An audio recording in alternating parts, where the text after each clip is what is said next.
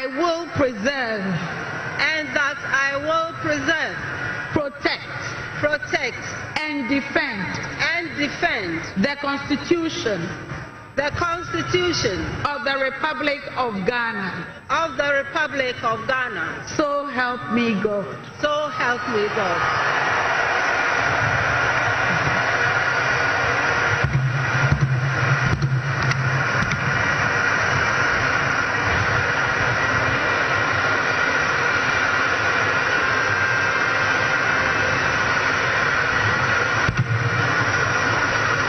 Your Excellency, now the oath of the Vice President. I, Professor Nana Jane Opoku Ajiman, having been elected to the office of Vice President of the Republic of Ghana, to the office of Vice President of the Republic of Ghana, do in the name of the Almighty God swear. Do in the name of the Almighty God swear that I will be faithful. That I will be faithful and true to the Republic of Ghana. That I will at all times preserve, protect, and defend the Constitution of the Republic of Ghana. And I dedicate myself to the service and well-being of the people of the Republic of Ghana. And to do right to all manner of persons. I further solemnly swear that should I at any time break this oath of office, I shall submit myself to the laws of the Republic of Ghana, and suffer the penalty for it. So help me God. Congratulations, Madam Vice President. Thank you. Lift your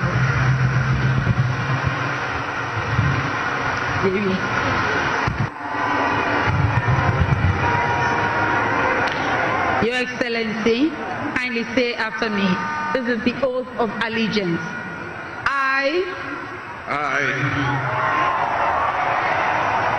Your name? John Dramani Mahama. Do in the name of the Almighty God swear. Do in the name of the Almighty God swear. That I will bear true faith. That I will bear true faith. And allegiance. To the Republic of Ghana. As by law established. That I will uphold. The sovereignty. And integrity. Of Ghana.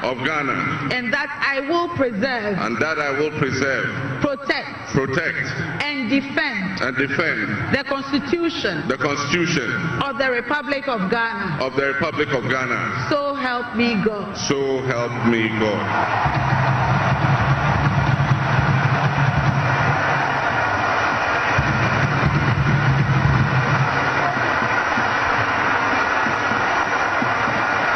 Your Excellency, now the presidential oath. I, John Dramani Mahama, having been elected to the high office of President of the Republic of Ghana, do in the name of the Almighty God swear. That I will be faithful. And true. To the Republic of Ghana. That I will at all times. Preserve. Protect. And defend. The Constitution. Of the Republic of Ghana. And that I dedicate myself. To the service. And and well-being and well-being of the people of the people of the Republic of Ghana, of the Republic of Ghana, and to do right and to do right to all manner of to persons. all manner of persons. I I further solemnly swear that should I at any time break this oath of office, I shall submit myself to the laws of the Republic of Ghana and suffer the penalty for it. So help me God. So help me God. Congratulations, Mr. President. As we stand at this momentous crossroads in our nation's history, I am honored and humbled to accept the mantle of the President of the Republic of Ghana. Today we celebrate a new administration and herald an unprecedented era of opportunity and transformation. With Nana Jane Opoku-Agyeman by my side, we are poised to embark on a journey of progress and inclusivity, united in our vision for a more prosperous Ghana. This day is particularly special for us and for every Ghanaian who dreams of a society where barriers are shattered and ambitions are realized. With the inauguration of Ghana's first female vice president, we have turned a significant page in our history. Nana Jane's ascension to the high office is not merely a personal triumph. It symbolizes our collective commitment to fostering a nation where gender equality and female representation are cherished and amplified. This is a powerful testament to the power of diverse voices to shape the future, voices that have the courage to soar beyond our traditional confines.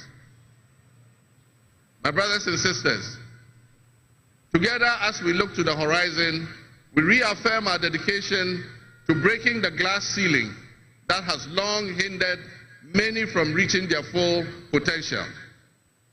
Governance that reflects all segments of our population strengthens our democracy and enriches our conversation. We stand committed to enacting policies that empower women and ensure that the door of opportunity is opened wide for our youth and our women, regardless of their background. Together we'll galvanize our efforts to create a society where every Ghanaian can dream, believe, and achieve without any restraints.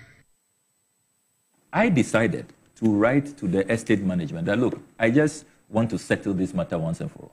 So I wrote to the company called Finale, who are the managers of the Airport Hills properties, and told them that, look, even though the chairman, because I know everybody followed the proceedings, even though the chairman said this would not be necessary, I am writing to you, something the minority could have done. I'm writing to you, I want you to do full disclosure. My status there, do I own a property at Airport Hills? Am I renting? What's the tenancy agreement? What are the rules? You've also heard them say that, oh, even Airport Hills, you cannot rent. You've heard them say that. Yes, blatant lies. Because of how much you said to be earning. And that 15,000, which you say is not the case, you are earning more than that. But on the report you just read, it's saying that the rent is catered for by yourself and your wife. Yes. Okay. We signed the tenancy agreement. So if you don't mind, can I read the letter I wrote to Finale? I think you have a copy of that letter. Yes, very quickly. Let's put that on the screen. And then I can confirm to you that Finale has responded, and we have forwarded same to the appointments committee, and I have asked that it should be made public. Okay. I have nothing to hide in this one. So this is the letter. Committee to make this information public. Yes. So on the 3rd of February 2025, I wrote this letter to Finale Limited, and I say, dear sir or madam, request for confirmation of my residential status at plot number 565, number 1 Wilshire Boulevard, Airport Hills, Accra. On Friday, January 31, 2025, I responded to an invitation from the Appointments Committee of Parliament to be vetted as Minister for Foreign Affairs following my nomination by His Excellency John Dramani Mahama, President of the Republic of Ghana. During the vetting proceedings, questions arose about my residential address, the nature of my occupancy, and the ownership of that address. I am by this letter granting consent to Finale Limited, the managers of Airport Hills, to provide information to the Appointments Committee stating my residential status. In the spirit of full disclosure, kindly be at liberty to also indicate the owner of the property in issue with the hope that the owner shall also consent. The size of the land, because you heard Nutiwu say in Parliament that it's a 4-plot, it's a very palatial structure and all of that. So I said, we want all that out. The size of the land, they should put all out. Then I also asked for their policy on rental. Then I conclude the last paragraph. Even though the record of proceedings will confirm that the Honorable Chairman of the Appointments Committee disallowed further inquiries on my tenancy, I have decided to pursue this path in accordance with my personal principles of transparency, accountability, and in the larger public interest, particularly considering that I have absolutely nothing to hide in this matter. Counting on your cooperation, sincerely, signed Samuel Okudzeto-Ablakwa. Okay. So that's the copy of the letter. 3rd February 2025. This one. Despite the chairman's ruling, yes, this is the letter. Unfortunately, yesterday, I received the response from Finale. Okay. This is the estate managers of Airport Hills. And this is what they have sent to the Appointments Committee, despite the chairman ruling that it will not be necessary. I just want to, because of the mischief out there. Is that what is on the screen? Yes, that is, yes, that is. So they've written to Bernard Ahiafo? Yes, they've written to Bernard Ahiafo, the chairman of the Appointments Committee. Okay. Attention, Honorable Bernard Ahiafo, February 6, 2025. Request for confirmation of my residential status at plot 565, number 1 Wilshire Boulevard, Airport Hills, Accra. The letter reads, letter dated February 3, 2025 on the above subject matter, directing us to send our response to the chairman of the Appointments Committee refers. With the consent of the homeowner and the tenants in the above subject matter property, we conducted a thorough search of our files. Our records show 1, a land title certificate issued on December 15, 2017 and registered as GA 53985, Volume 2, Folio 1440 for a parcel of land measuring 0.29 acre, one plot from Finale Limited to Husni Al-Tibe. Husni Al-Tibe, our landlord is a Jordanian. I see. Husni Al-Tibe is not my relative. I don't have any Jordanian links. The letter continues. A tenancy agreement dated March 1, 2017 between Hosni Al-Tibe and Samuel Okudzeto-Ablakwa and Noela Seduda as my wife, for which we granted our consent on August 8, 2017. A renewal agreement dated March 1, 2022. The tenancy is still subsisting and the requisite consent has been granted therein.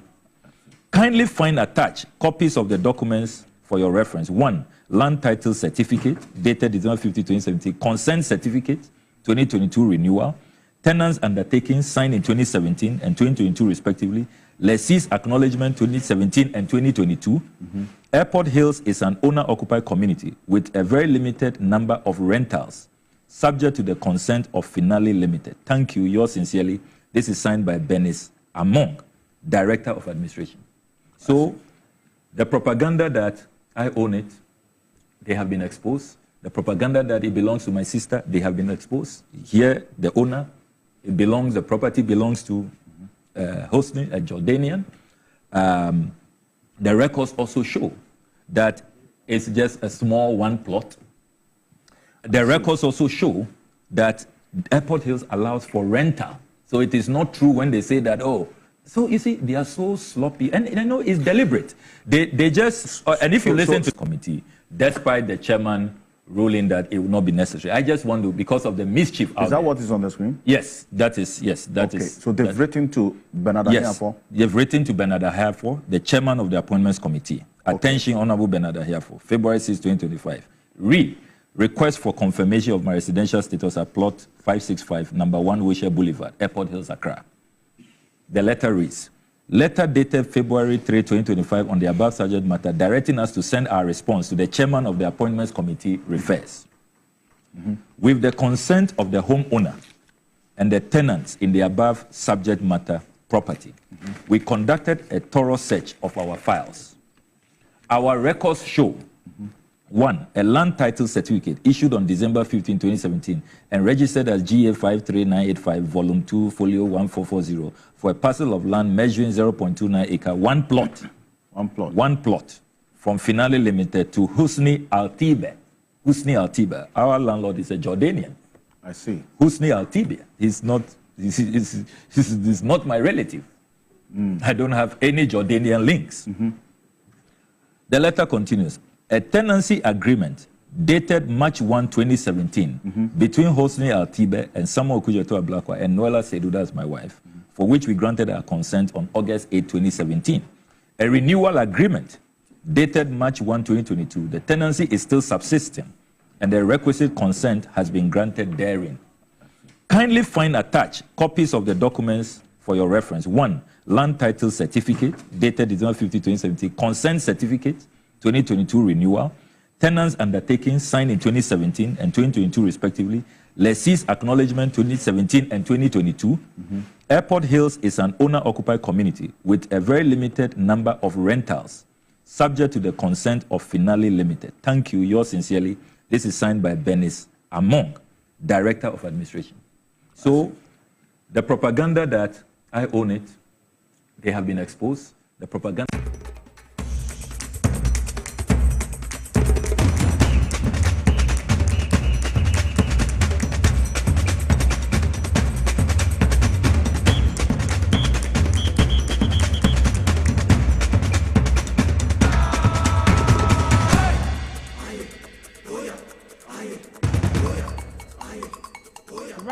Nomiensa wapa ho sema aduanan baako ewo power 97.9 TVX YZ so memo mo nyina akwaba edba inside politics dwumadie so ofa toso mienu eso moyema baako peko manyina gudie ladies dem boss be posoima mademadwa menemo na antifisa break osise nonsia ebebo nonsia ba ye de akan Kasiebo ebebremu na dwumadie Kevin Asante King Nicholas Yosin wamo bomi chidom sanso ena Willie ena Afe Francis Sofo Prince wamo so share camera no mama Elizabeth Tego gift wamo sisi mi ama me ho ayefe ena Edomun Kaya wamo wo MCL etai yechi na ena ye February bosim de to so edu Enfempe mienu ne aduonu enum yegu so ekakọ nyame yadoma efiada na tesadofo nyina da ye nyina ne mo say edu February mu so de ye month of love eti ye kire wodo pa eti yegu so eboa ye ho no kire wonu ado ye ya hye de asedada eti kire wodo na ye nko yanim se wodo aha wodo nti kire wodo na ye nko yanim na ensem bebre sisi ewo ene deyi emu ye ba bedi ho enkomo Operation recover all the loot overall. Ekuo no do mama na bo akoma my pene John Dramani mama. Sanso na my pene mama akasa ewo ho ye bedi ho komo.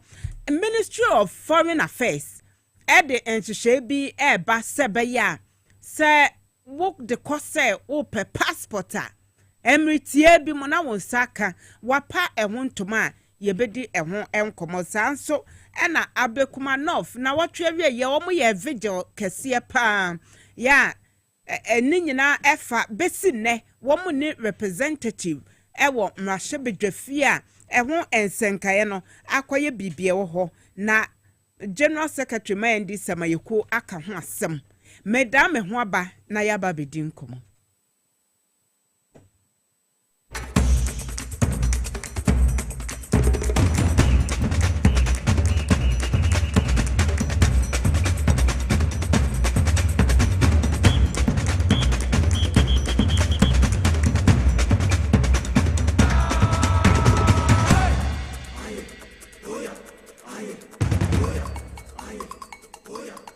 Right. Mikael said Jumedie live our Facebook Power 979 TV XYZ YouTube Ubehu XYZ broadcasting. Pacho ya na what should be no what link no ama afofron so ensa kebi. Operation recover all the loot. Meka say de bias ye did deno eba. So say yenimu say bibia kwaso ntina ye definite. Yenimu say kwan boni bi nipa bi afa so de age wo man no enuema o man na japade it woka operation recover all the loot oral na chese esipo na committee no so far wo madwuma wo maye ene wo ma present wo mo report e de ama Ghana my penny his excellency John Dramani Mama, my penny di brand or no be ampere ane Ghana force head and ye two abamano ne do pa 1.7 million gabon so papa a wide or no be ampere. One more de report no echo mano ya to say Drum Chenny Edma Oral Committee no Samuel Okudeto Ablakwa ana watch mu so far eduma woma ye na woka besi say one say Ghana for bebre kania ban no emu no na omudi ya wo mu sugu wo mu boni aban ne didi wo obi o wa na japade na mkwan bi so ne yaje o man na japade da baabi na o mafa kwan bi so na o maje ni nyina no eyade na wo mu di ya e wo ho eti overall say wo mu receive calls ebeye 1493 edi free amanfo ho a na wo mu ede amanebo eto omanim krono bi akoso ha o monko na monko di eche monhwehwe mu mayenyo ye japade bi nipa bi afa muni eche na monhwehwe na monye mayem wo mo edi eche eye adwuma na complaint ahodo ya wo mo receive yenso de ebeye 2417 na okuje tabla kwa kasa na osehwe wo mo se bungalows ye nanam kan bongru Bangalore se wo yememu edoso de ne wo mote ho asam na wo mo bua yeme agisi ho anka ye ba bedwiregu he wo be wo mo se an ye de ama estate developer bi se wonye adwuma na ade wo mo ebehwehwe mu na nya de sese sa Bangalore ni yedwirigu eti overall committee no wo mo bua ye ema yetumi save Bangalore makomako aduonum 50 wow mo abadwuma nkasa na enya sa de anka ye ba abedimolishe ye ba bedwiregu ebebi ase estate developer bi na ye de amano na amanfo ho eche wo ebo saa kwan no eso enam so ama Northern Development Authority NDA or say wo mo say wo mo answer sini bi enka enye over de anene enka ye gidi firi wo mo nsam eti mritia wa bi mu a over ye adwuma no wo ma boa ye pa age oman no ye nneoma ne ye japade bi anka ekodi nipa bi ensem esi ho o se wo mo etumi retrieve $20.49 billion anka be hwe Ghana yensa etumi aka ya gide esi ho okude tabla kwa or the report no etu edwa no yentie bi have provided the detailed list of these bungalows, Foreign Affairs, Ministry of Gender, Social Protection, the CSIR, and all of that.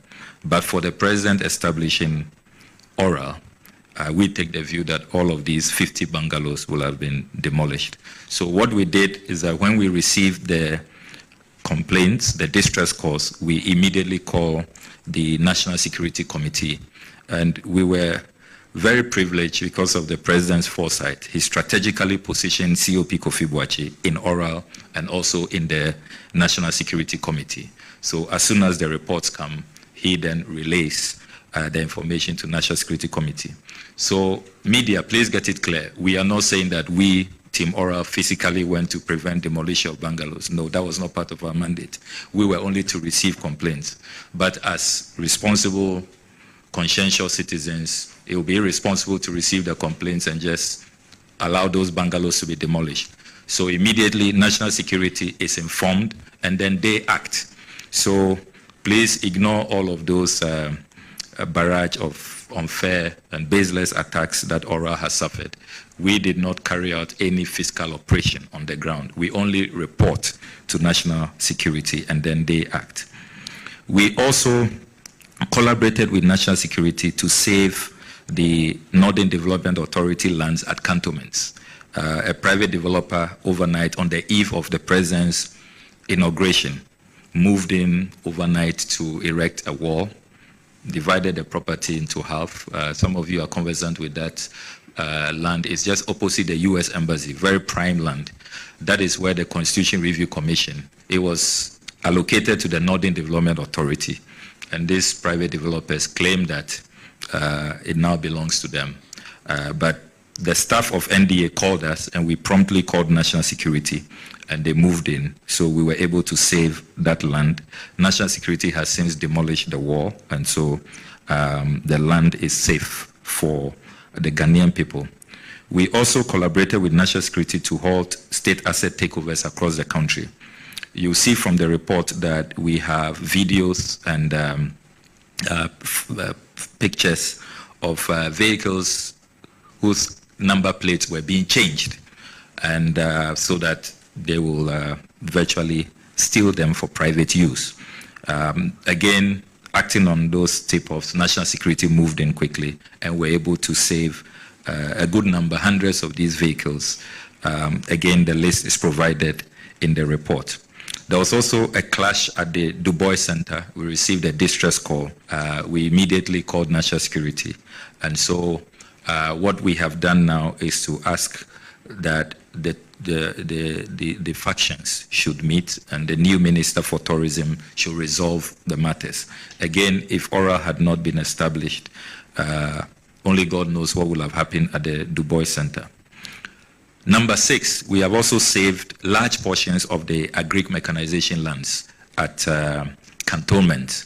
Those of you who are conversant with that land opposite the Elwak Sports Stadium, all of it had been allocated.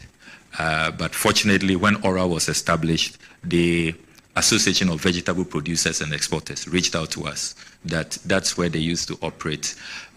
Large portions of their facilities had been demolished, but their cold room was on the verge of being demolished. And so we called national security, they moved in, and we have been able to save large portions. Only, I would say about 20% of the land has seen some development. Politically exposed persons are building hurriedly, but at least 80% has been preserved, and it is for the president to advise on what will happen because the documentation we have is that all of that land has been sold. And the sad part is that you will see from the report, some people, prime cantonments land, paid as low as 42, some 160,000 cedis. And these are government officials, MPs, ministers of state. So it was really just a giveaway.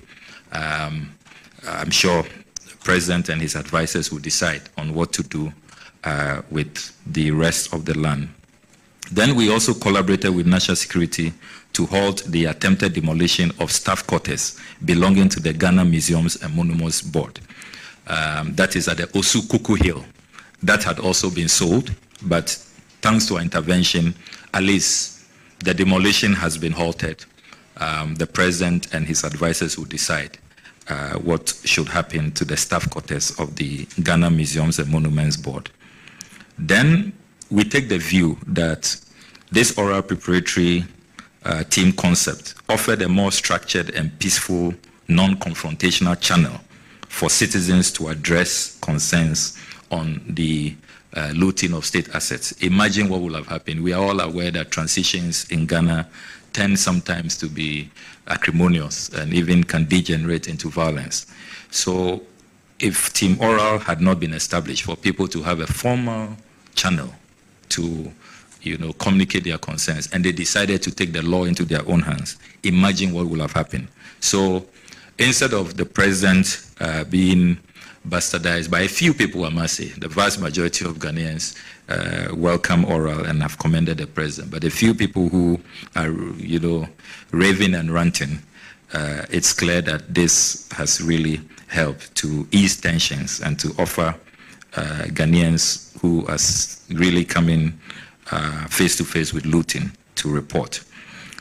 Number 9, Oral also created a platform for persons of interest to reach out, seeking an opportunity to refund and return what belongs to the Ghanaian people. Quite a number of persons of interest have reached out that they are willing, whether plea bargain or whatever approach, to just have their peace and return, or probably pay the real value for the land that has been given to them. So all of that is contained in the detailed report, and the president and his legal advisors will take a decision on the way forward. Finally, President Mohammed's oral initiative has also attracted phenomenal local and international requests for forensic collaboration to recover the loot hidden offshore. We have received a number of international requests, and all of that is documented in the report.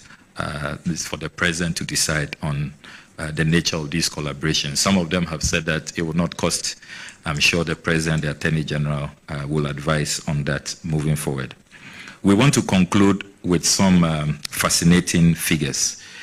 The 36 cases that we have reviewed in detail, if we are successful in recoveries, we can retrieve as much as 20.49 billion United States dollars.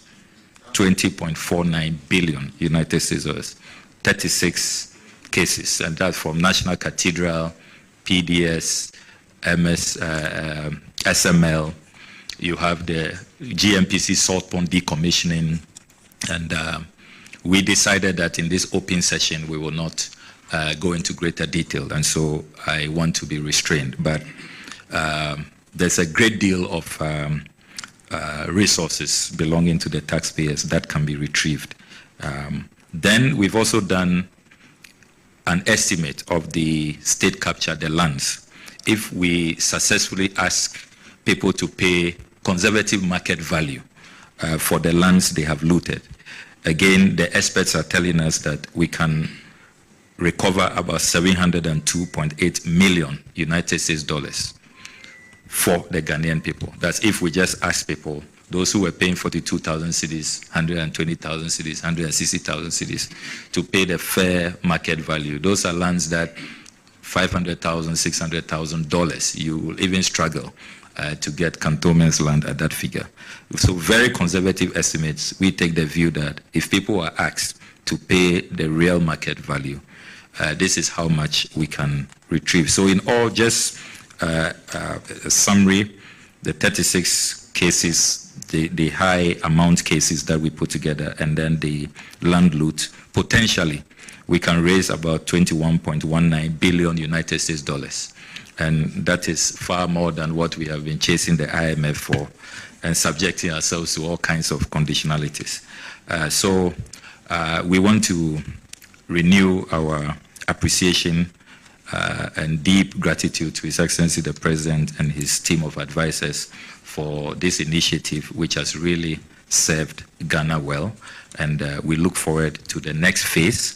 Even if we will not be involved, we will be very successful when the next phase really conducts retrievals and is successful in making sure that we are able to return to the national kitty resource. Eti okudeto ablakwa Jemteni edema oral committee no ena yetene kan presentation wo ye edema His Excellency John Dramani Mahama ena yeti bi no eti ensase sam ai o mine ensase cantonment ensase ne ye ton fofofo ye tese wamo chechene te sanwamo te said George Kufu Dampare what the promotion to chat to someone more police service moon. Sana na kane aban no watch chat and saseno a bill cantonment assassin at 42,000. Ay a bill heart to say ne boy dear 160,000, 140,000. Our cantonment. When you now say a dear. Yekeke ne bibia bomwa wase ye betumi anya over $21 billion eso say IMF sika 3 billion na ye dimrike hurihuri edi echesi ye kwa akwaje ye wo se sika wo ye man mu ha nipa bonefo atena so eti wo say ye se ye agi a ene sika ye benya ede ato ye kofese mu eno no my pane John Dramani mama ogina so eje committee no amanebo ene wo se hwe na ye hwehwe equality ewo ye society no emu se omanya japade enkodi nipa baakofo nsem ena wo mfa kwan bone so enye webra wo be escape justice enu de me bia atwamu na wo be ye ne sa bredie any place ewo this government emu it was say womo ana womo tumi ye ketasehye dream die fragadam bukata je adamudie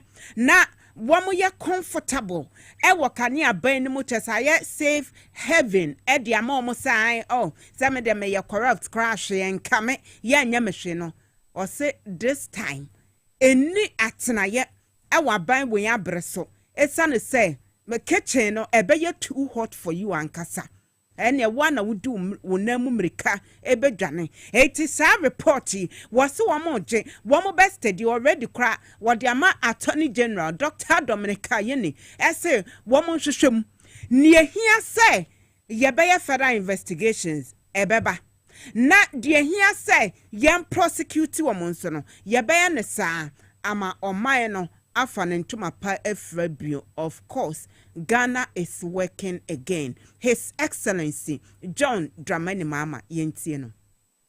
Let me proceed on existing protocol and acknowledge all of you, especially members of the oral team.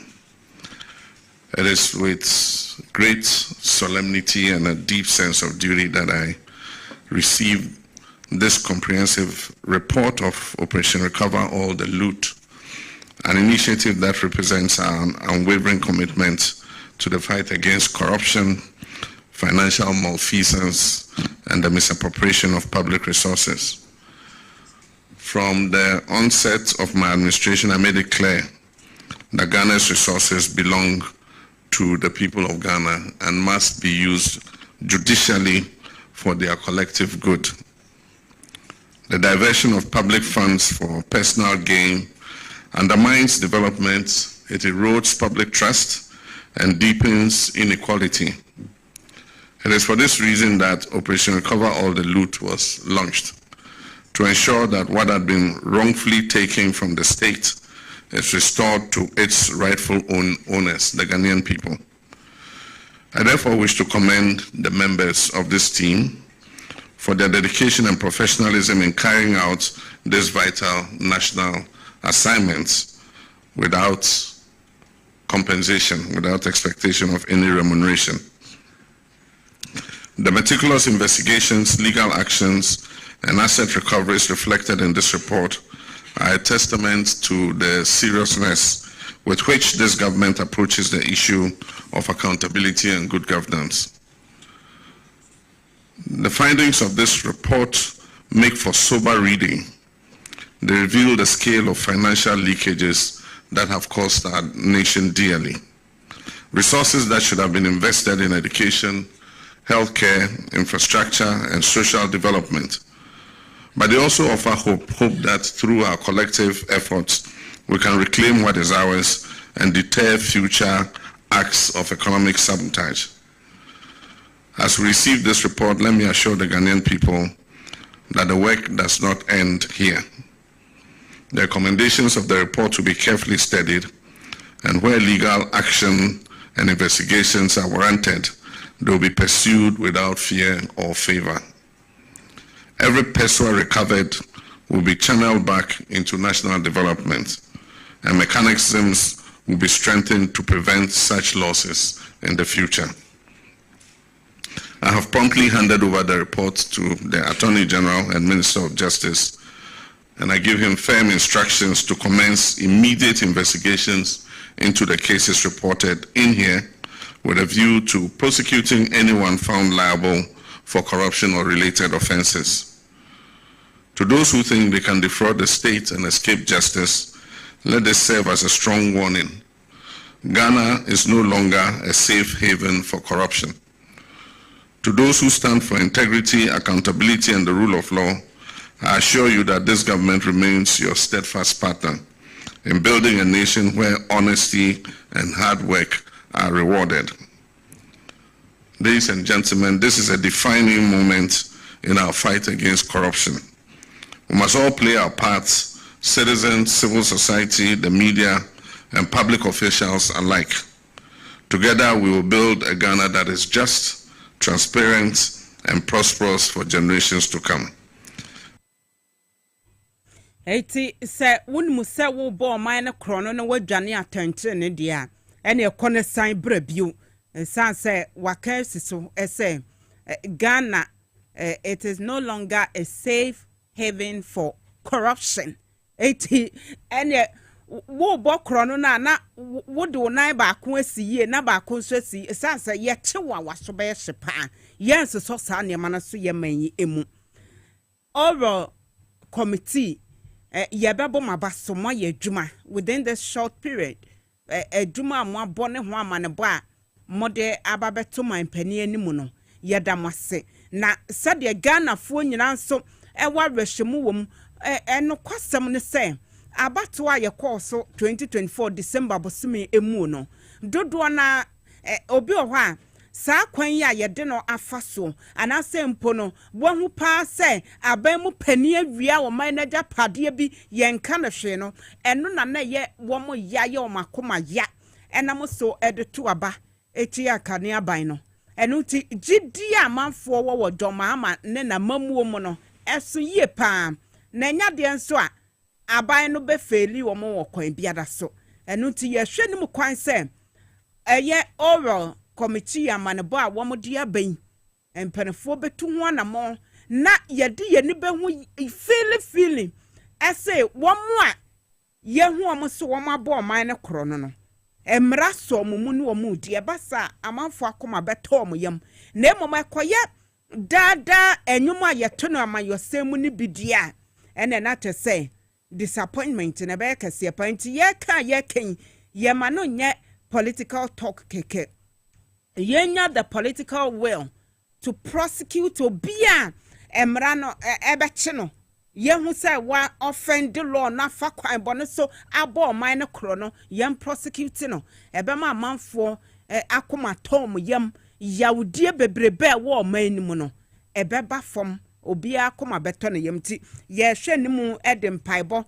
tai His Excellency John Dramani Mahama ene na abanye chi say mo betumi edemra na to baby eda obi a wawia yen no yaje yesika na emra ne nadi na yakoma toye yem again honorable Okudeta Blakwa one say ye dija wane ye de aso nti wuni adaje honorable sese ade wuni adaje wo ye ora eduma nso no some yenimu say ya swear no in as a minister was foreign affairs so eti nso eduma no wa hyase a wo ya nsa onam so apa committee ya womo na eba behwe nevetin na se no wokaye na yade esi nani so say eba no passport so obi apply for passport a said etumi di mre bebre no ye betumi ateso nti wono de wonyaa anka passport application no enya 24 hours wunya ye ya my penima manso na I promise say ye de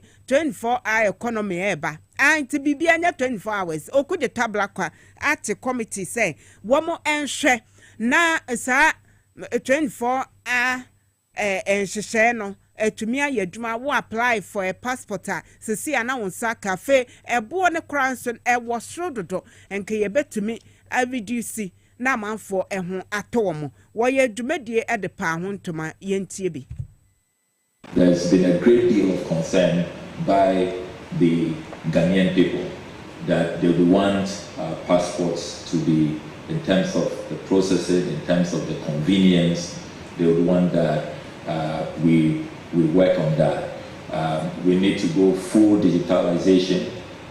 We need to make it possible for courier services to submit passports to people. We shouldn't have a situation where thousands of passports remain uncollected. And we also want the passport office to become a 24-hour passport office that operates operates round the clock. And we'll be piloting that as we look at moving all our missions to 24-hour working period. That, as you know, is the vision of President Mahama. He is big on having a 24-hour economy so that we can work around the clock and then create jobs. Potentially, we can triple current staff numbers.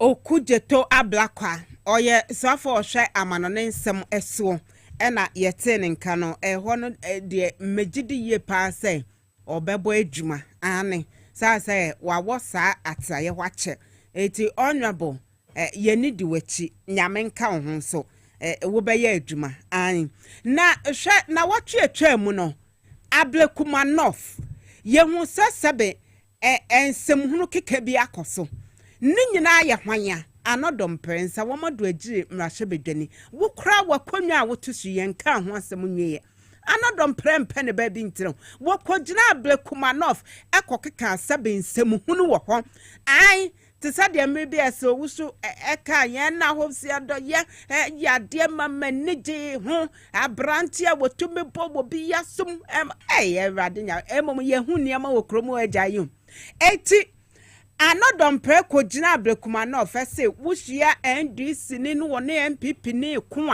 a bo MPP ni no na momo NDC ni no jije na eno no chese ye Ghana nyina na asem yikako say wo incite violence se wuhia NDC ni a wonya wo boni bia bat bono eti asem anodom pre ka ye Ghana for ye ni anyo ho a besi ne IGP a wo mo number George Kufudan Pare won tumi nchire anodom pre sase wono ankasa wo dwen ne ho dadwe kese a His Excellency John Dramani Mahama e de ama na nyasem keto a wo se 2020 ni 2024 ye to aba basabasa course wo mu etututu e ba ye wo mo ehwe wo mu kwa wo mu IGP fa ho report bra wo da wona report no wono ankasa won hye ase eto se da report ba eto anodom predie wayi nani wontu ho anamo ye de yese ehu hia se anodom prejina mra no ema ani ne di wontumi nkogina baabi insight maburu se sabi wo nkodi nsem hunu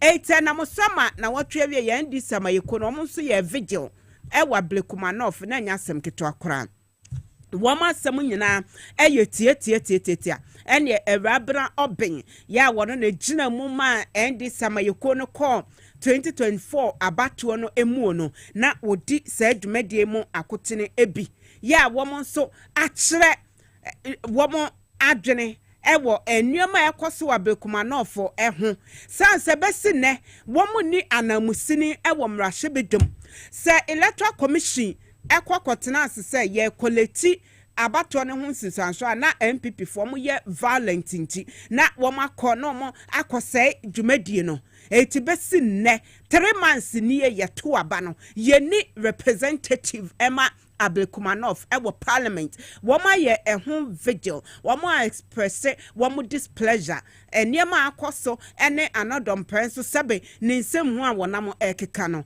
womo akasa ewo hu Ablekumanov NDC odo wa rap na any constituency so to me poa no mutim Movi yeah chumano no be the China any before the two kalamse wo kronka yenim the regional organization one way dikai akasa seven so we din na busha enu nchiresa we kawo na se opa penimu we see you are ready to fight and you are up now there don't back on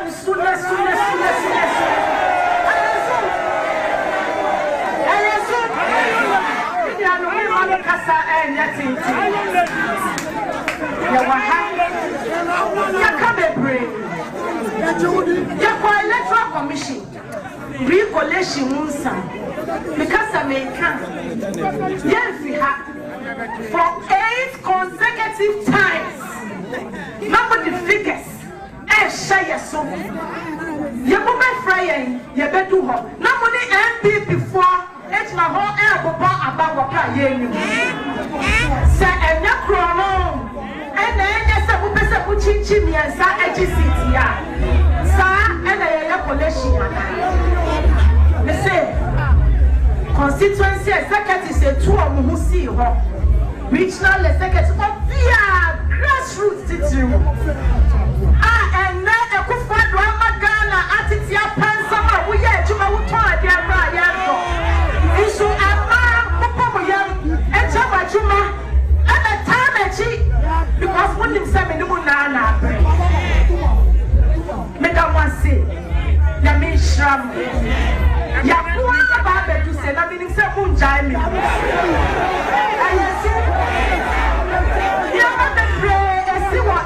regional officer from say of regional director Madam Gladys every pink sheet and the man MP before I can tell you on authority and in confidence say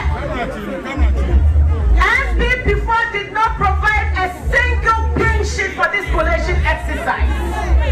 Nagana had a banner yatuwa ba. You're collecting electronically. Easy. Share. NCO. And then Kopana Yepe. Yepe fairness. NC baby a year dano. We fan to her. Alright, Fred Tete. Deputy Regional. And then there were easy and research. Usher your constituency organizer him. Usher agents are not representing many NDC Wable Kumano. Our collation center. I catch you say near MP data via MP before the Bebano. Or so we can go to hell. This is why his words. Mr. Frekete of the East. That's a penny. You are supposed to play neutral. Why? I was said we are professional. That's a which in the media were there. It's a never assembly and the say at day. I don't believe that NDC, yeah, easy for. Now, young Kupam, the Dana said, Yera John Dramani Mahama. Abaway, or Chief Watch, I said, no, we are Hushia, that because Subaya easy for. And yet, Chay, you want to Manoff with music at a bell who can cry. Assembly Siga. That's what now put on any of Eddie Garbage. Eti Rabna Oben, one in a gem and this Samayakonu war. And Fem Pimiano near Dunin in 2024 back to Muablekumanov, and I attending Car Vigil, our more editor shares soon. I watch you yan and Yassam Kitra. As something you understand, Electoral Commission will share more post chana. Oh, one more MPP person, ya canana. Na seat in one muji Wablekumanoff one so ensida.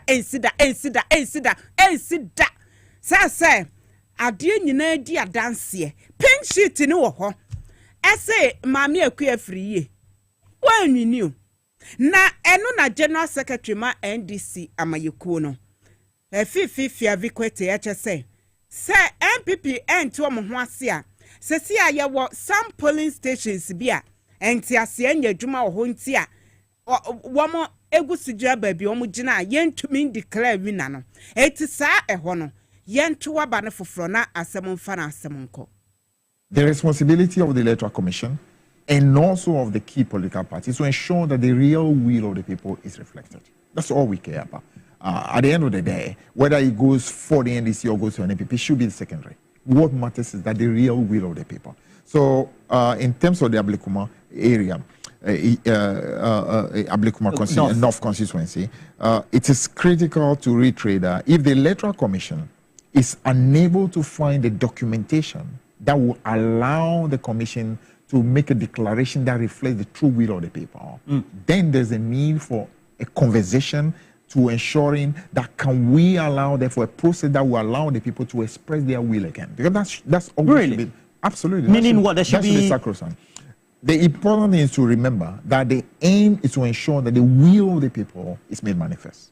Now, if you are not able to allow a process that will allow that will to reflect, then we might as well be thinking about the possibility of having a rerun in some of those polling stations to allow for a clear will of the people. Mr. Fiti, a rerun? Why is that necessary? About in some of the polling stations where there are issues.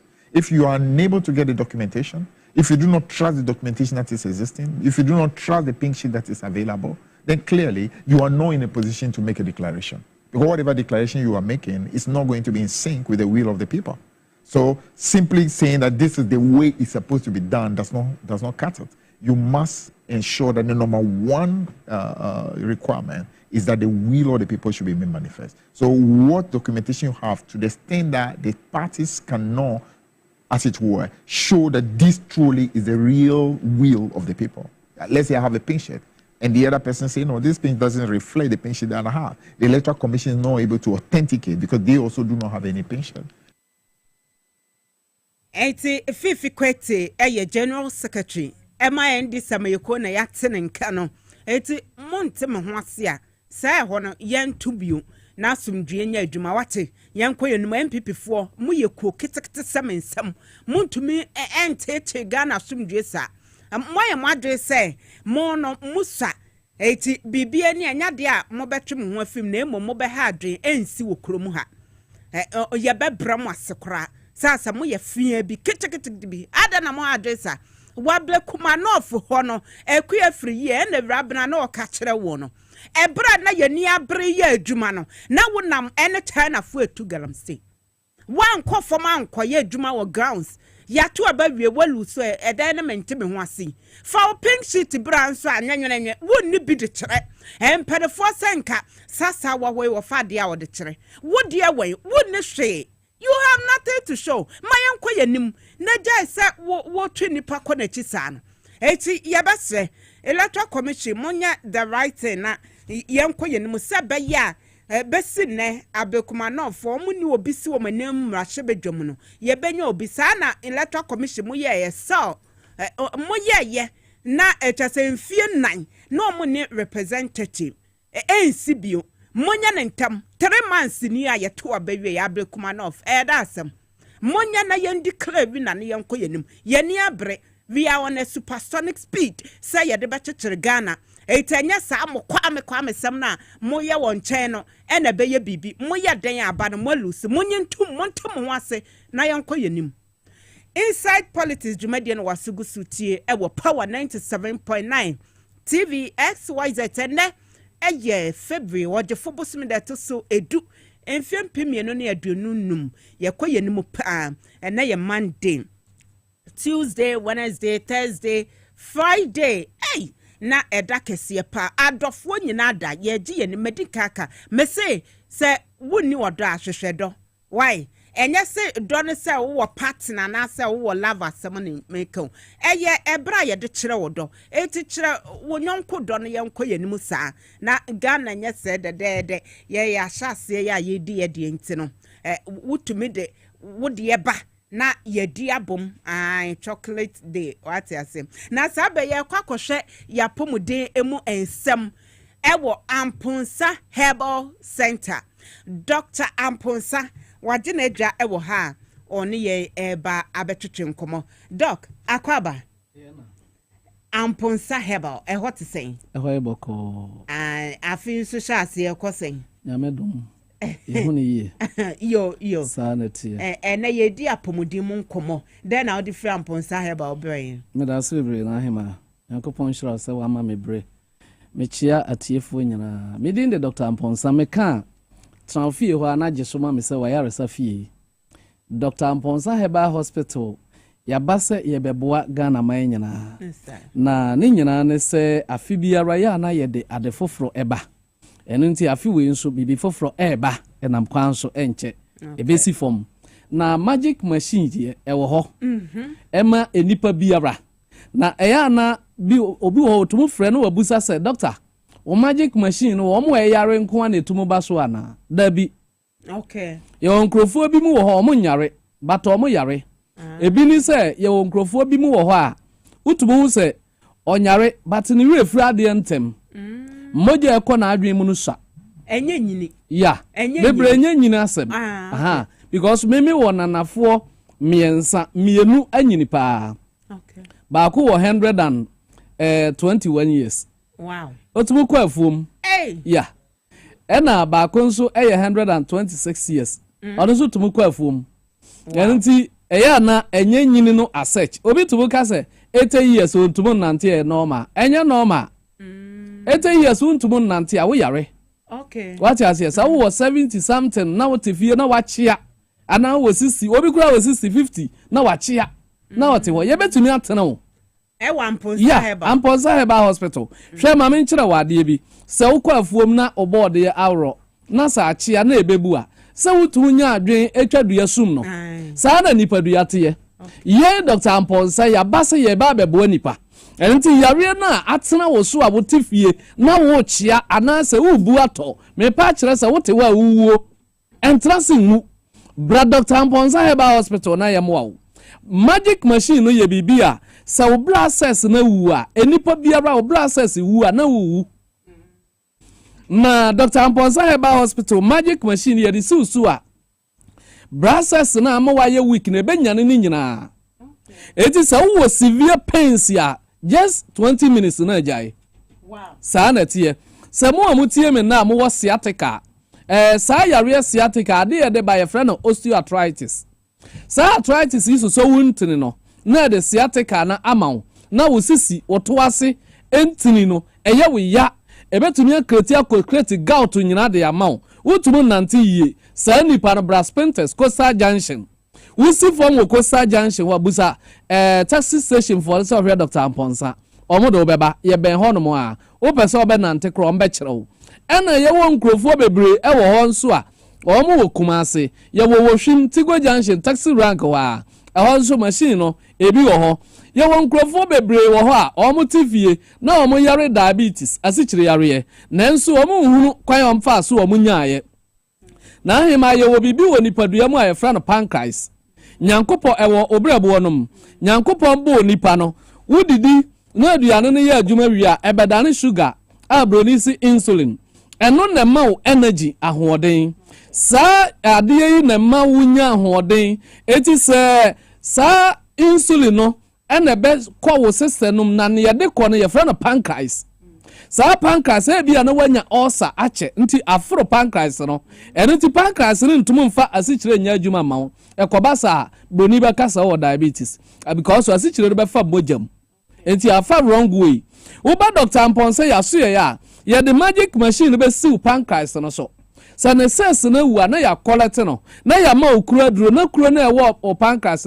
awu na se pancreas no ho ato no na enu ade wasikyire no aya adwuma ma wo eba sa oni diabetes bi wow mo adwuma ho sa na tie magic machine no magic machine no eti mu amutie me na mo hwa me na amu achiri abrochima mu nyina ya duro ya de koba bia wiase ba bibiara ene ti se wutie me na wo ye obi a wo yare diabetes ya entra vie se wawu awie na nwunwie emwa ho ye betumi akoleto pancreas no diabetes ni ya type 1 and ya type 2 type 2 no de o pancreas ni ya adwuma na enso asikyire na echema oni padua no enso no oba Dr. Amponsa Heba Hospital ye beboa pancreas no na ya manatumi a surprise asikyire no amani padua no yie na chese woni diabetes biem ye won krofo bi wo ho peptic ulcer chronic ulcer ene dodoa ulcer ene gastric ulcer ekuro wo yam eno ne ye friend sa gastric ulcer no ye ulcer bi a amanframa agina wo yam ekuro no ku na enwu agi yi mframa no nyina firi yam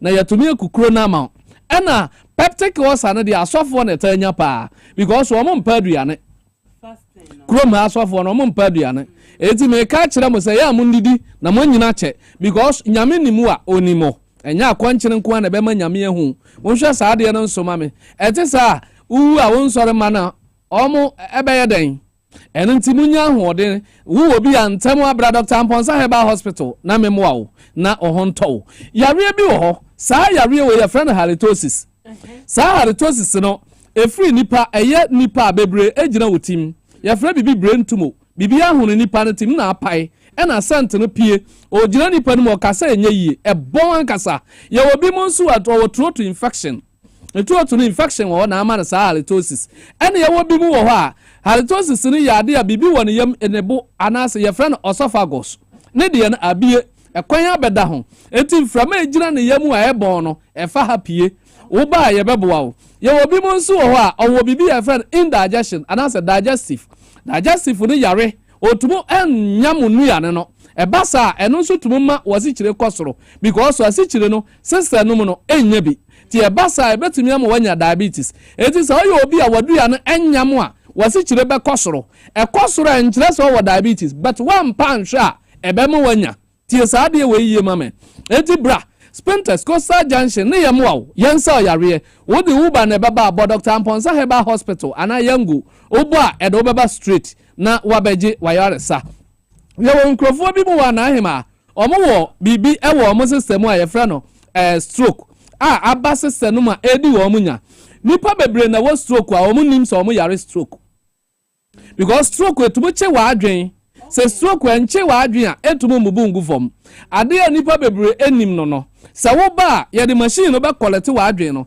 se blood enso utim wa adwen no a ebetumi ama stroke achew easy eti se wo yare stroke aso bi wo ma stroke to che no na onimba bi owo why confuse ni bibia say bra na yamwa ye won krofo bi wa ye first stroke we Parkinson na no man ba ko say ono kura sa nyame yanko onim sa Parkinson stroke wadro eno na wo mo ho so gigigigi ya wo ba ye beboa wo na ya sa yare stroke be che wa adwen ansa na che oni padua hu se Dr. Amponsa me the magic machine aba ye de se usu a ebekọ na wo ho atọ ye won krofo bebre wo ho a wo mo nso yare bi ye friend typhoid fever na ima typhoid chewa symptoms no doso pa me kura minim yare an symptoms doso se ne typhoid ai bibi ben no a bi diabetes but typhoid yawa to da ba so tipa o na okon agene wachika se yawo ya onfe eta wo yam ta bobom wani so tumu chinu te se dia chese wiase hwiase sa na tie ana etoda wunya constipation pa yam tim etoda so na yam ahwie kakra te se de wafa afaduro na enu agyae typhoid fever yewa etumu ma oyafuru yare ankasa typhoid yewa etumu ma wo bukura tumu ewo ati se hepatitis B a chew typhoid yewo bi a hepatitis B ye ne ba bebrenim sa de no hepatitis B ade de baba ko typhoid malaria na jaundice sa yare we chewa Baomis ubetumi anya hepatitis B. Enti se wutie mi antamu abra na nipa yemu a wate. Ebre ya na etoda memma nipa nkasa bebre ansa na waje na di. Mimi ni ya mitumu ye, ena minim ni ya mitumu ebu nipa. Mami mo number na nyasa obi wa otika mu, osi form obi su wo ho a ni TV no osore afra chiri. Freyen 0243 11 0875 0243 110875 ena Tigo line ni yemidi kan boy na san ye WhatsApp no de opese one me kasa ye voice message mame na me boy de eye call nko a eye 0243 027 sorry 027 85 99 611 027 85 99 611 tiemiye pa 027 85 99 611 se o fresh alliance 2 ya on sabe kan first one no eye WhatsApp eye 0243 110875 onye voice message mami amepe eno be ya simple me drive kura me tubutie ena monso a mutie me ne obi wo ba hospital wase doctor abaji me sen yenko hospital sa menya sure se wo kwalebu a we buza doctor say doctor me ba kwalebu baji me sen yenye ne sa doctor papa biara ni wiase a onko ya obehu se obeto aduro sei obekọ machine sei obeye lab num sei yenye ne sa bra ya hwa wo onko ne hia first na yehunu ne ye haw ansa ne yehu sa duro we ne beboa wo enipa ten yare ba ko obi aneka obebo because obi wa yare na chene pa obi wa chene kakra bi obi kura fe na eba enti sa wo yare bi te se ahohyehye burning sensation me the magic machine so acha 20 minutes omo yare sa burning sensation no ya the magic machine so 20 minutes na ekọ ya won krofo bebre wo ho a omo hia awo no me wo ho experience because masua enema afri abrofo for awo pa ena mede no adwon no eni ti awo de sa ope entam yenu a meya ma ope ba ko pa wari je ho pa obema mbe wa sa that ya we ready nko ade a enti mo amutie me na mo hia awo no sɛ ɔpɛ training sɛ ɔpɛ baako pɛ bɔ mmɔden na hwɛ makyira kwan nneɛma a ɛsi awoɔ kwan ɛdɔɔso hwɛ nkurɔfoɔ bebree hɔ a ɛnyɛ awoɔ but infection adɔboro wɔn mo adokoro wɔn mo a yɛfrɛ no infection sɛ yɛde ebi kyerɛw wohwɛ obi sabio ne wumbu mu toxic a akom na bra wo bre wo ne fie a wote ɛma ade ma ɔmo yare wɔ wiase ɛyɛ infection sɛ yɛwɔ experience wɔ hɔ a yɛde bɛboa mo na yɛatwe infection no nyinaa na wayɛ free na ho atɔw na wo nso so wayɛ ɔbaa mu ɔbaa saa na teɛ eti na ahema aso bɛte asɛm a na yɛ kakra bi yɛwɔ nkurɔfoɔ bebree hɔ yare deda fie yare a menya ho aduro yɛfrɛ no cho ɛno nko ana mintomo moa wo ba sɛ ɛnyɛ cho na yɛ yare biara hania na ɛda wo yam kura mɛsa no simple ba sɛ bi ɛda wo hwewam de mintomo moa wo enti sɛ wotie me nnɛ na wo yare te fie na wo se wakyini wabrɛ yare no nkɔ a braspentes na me nsa yare na me yare no yɛ physical spiritual mɛsa yare nyame ama me tumi ma me mo number no na asobɛte asɛm a na yɛ kakra bi frɛ me 027 we enye WhatsApp eye calling 027 85 99611 027 85 99611 ena we ye WhatsApp esa ye calling number o pese onya me a ye voice message mame simple why 0243 11 08 75 0243 110875 midin the Dr. Amponsa we yare no man boss wo ha fabre me e was Spintex Coastal Junction uduru abusa taxi for no say o hwe Dr. Amponsa Herbal Hospital say ye wo ba ne yango no ma but Dr. Amponsa Herbal Hospital na do beba Manahima, Yamishra so wa mame bre. Na me ne watiefo abon komo. Ene kwa wa family bi account so me ana me dia ma. O vows day gift no. Ai. Enti no Dr. Amponsa every Amponsa Herbal Hospital.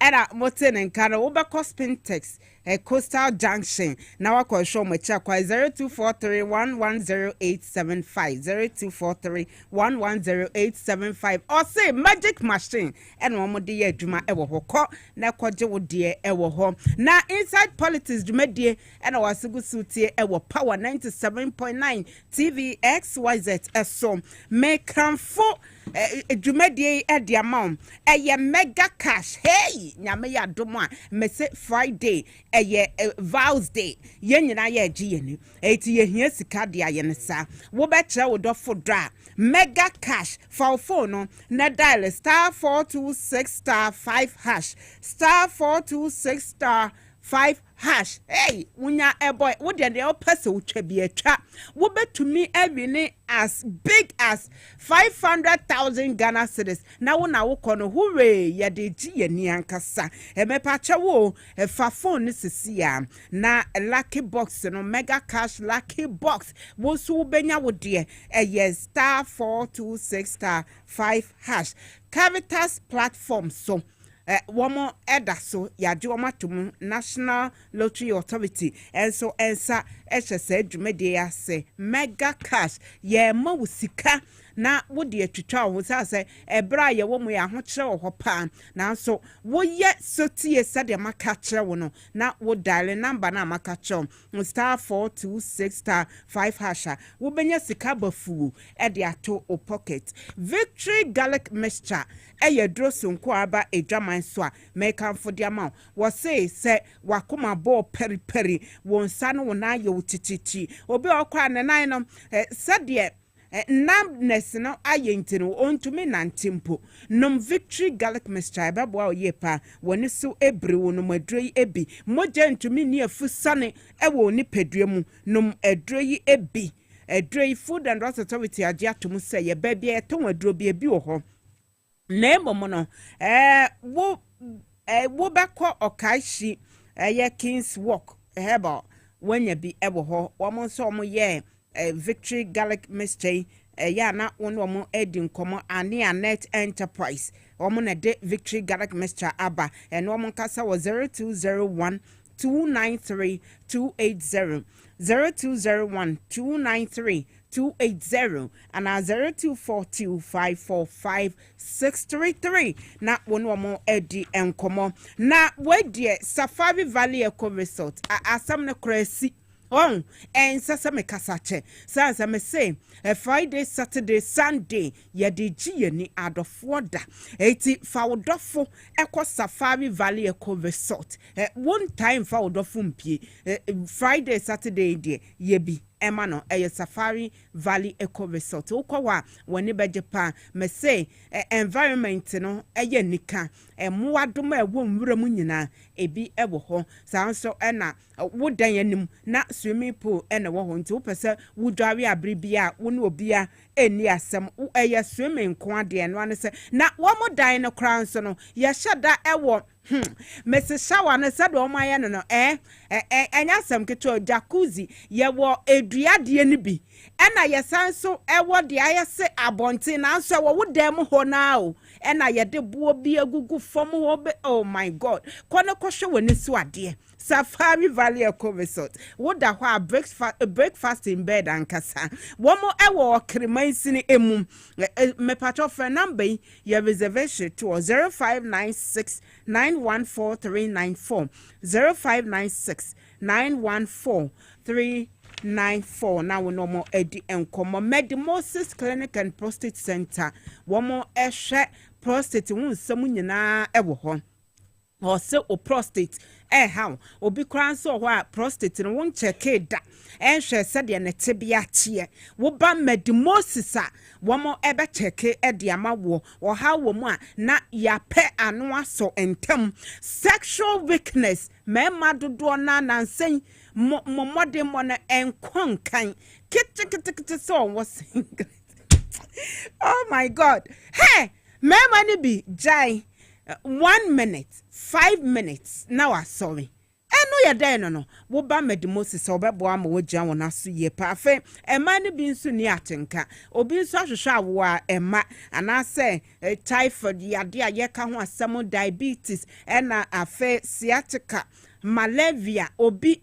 na watwe bi onya malaria aden bra Medimosis ye be show ese ho asem ka anumu asem de mpacho Val's Day opese wo no odofo mo ye anubom enso wanum ne enkoyie nka na efi wa ba nye wo ba Medimosis a ye de bibidro na be show ode Medimosis garlic capsules aba edren eboa moja bedi afusa ne ye ebete cholesterol bone so afini pedue mu ebe wohuru moja nimu immune system no abusti no na achese ahoto aba Medimosis se wadenta bavia woni police station di nhwani mu ASL building Ghana Highway Authority yard more ministries omo ho sanse na je kojo ne school for the deaf edi enhwene mu kuma so wa hene makokoben eya 0244 068 447 0244 447 amuzu garlic bitters edrey hey edrey jai ebo ejuma se bibi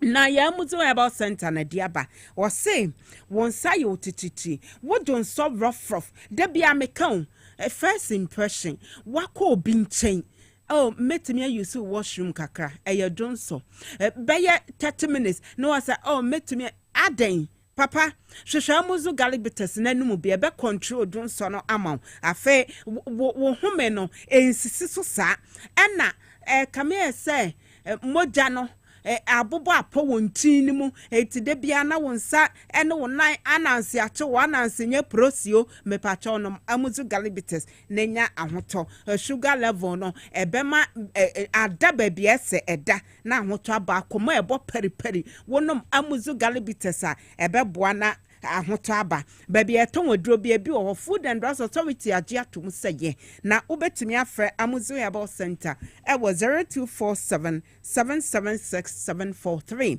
0247 776 743 and na Power Specialist Herbal Hospital Mami Beatrice Akosi aduaya wo de bibido na sai ade o wo se yade bi te se sciatica otu asie kompo yade doctor say me kwakoye o surgery na magi bra Power Specialist Herbal Hospital yemfa bibidro enyim free ho ma fibroid wo mo na ne free ho na aboa ma watumi afa yefunu Sanso and a fatty liver, hepatitis A, B, C, D, E. Nina omoya ho adwuma dompa abu ayese ye kese enye ye enye power specialist herbal hospital kache wo ba ye de bibido be kasi womo ewo Kumase leg bosom twekwan na so fe ya se sanso na kwa ha kwabenya ACP road wo be huom takra de Anaji estate omo ben Anaji MA primary school no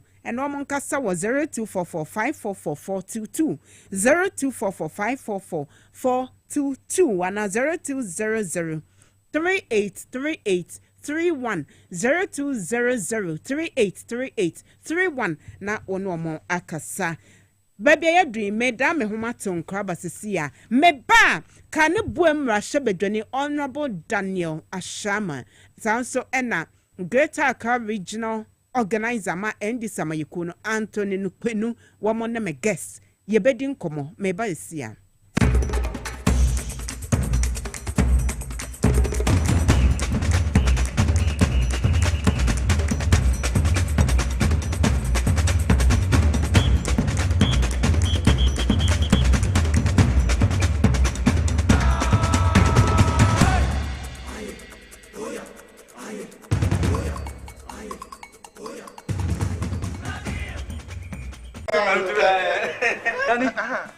Missy Menanano, a group passa, I've been bro, Tibedu Imlenu.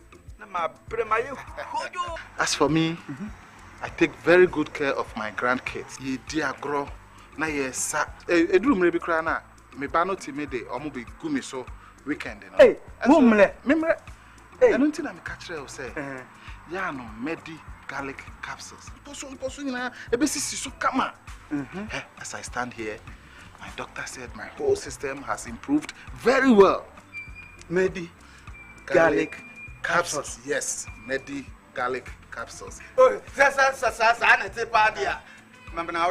Medimosis garlic capsules. What mamoja dini paduanimu efrusani ye na esiesie obane berima mahona woding. Ubenya edroyi bi ato omanyimu pharmacy stores freyen 050 349 4885. Edroyi enya mamofra enyendi fie dumienu. Apemfo ene emma emanofo. Medimosis who ni how FDA ajidwe di nkra 2 ye ato.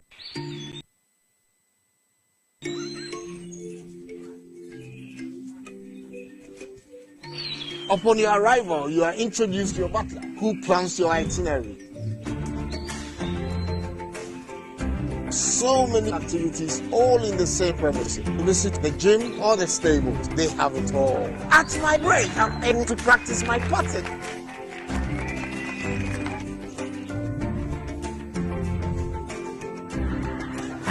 They used only electric vehicles here. This creates a serene environment. I'm told it's over 1,000 acres. My cabin here sits on 2 acres with a large terrace space overlooking my private swimming pool. Now this is royalty. They have their own farms, thousands of fruit trees. I can also have my lunch here at the waterfall. Quite a beautiful place you have yourself.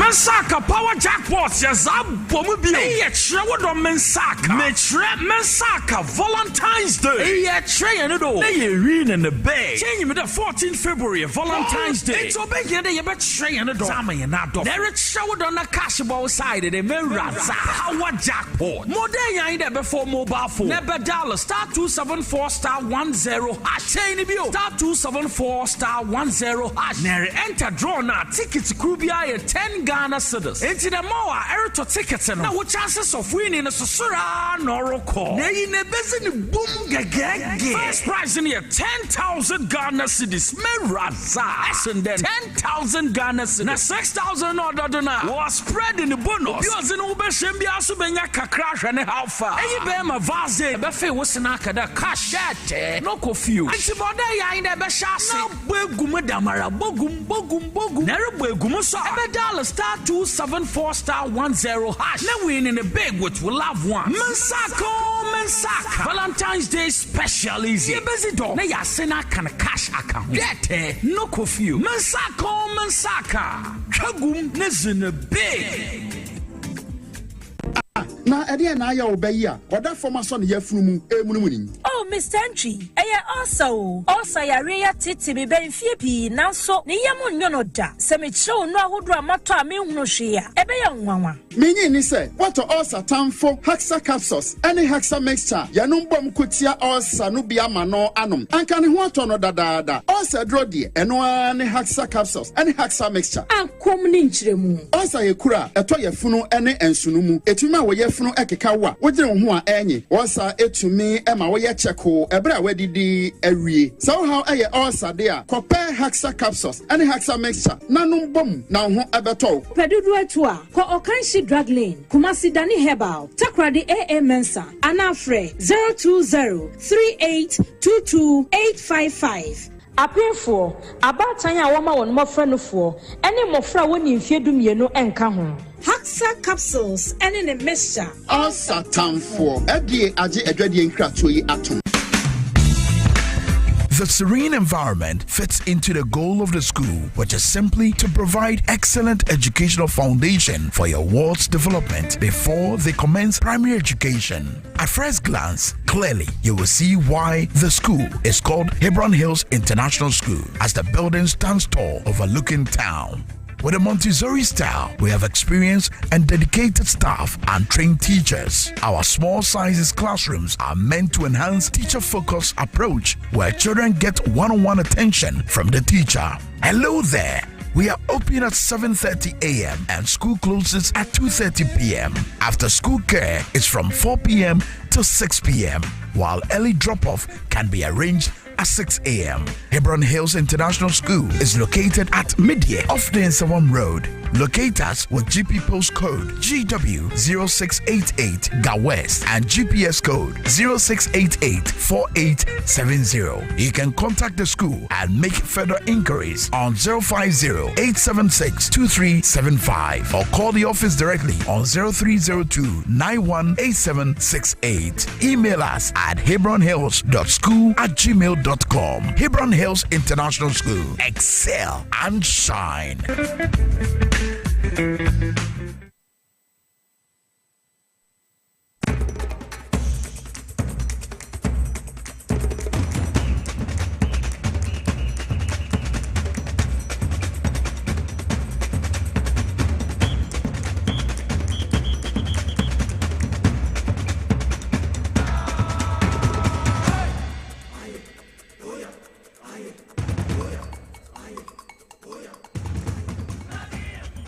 Right, mesamo wakwa babio de ba inside politics jumedie so ewo power 97.9 TVXYZ wo hwayen.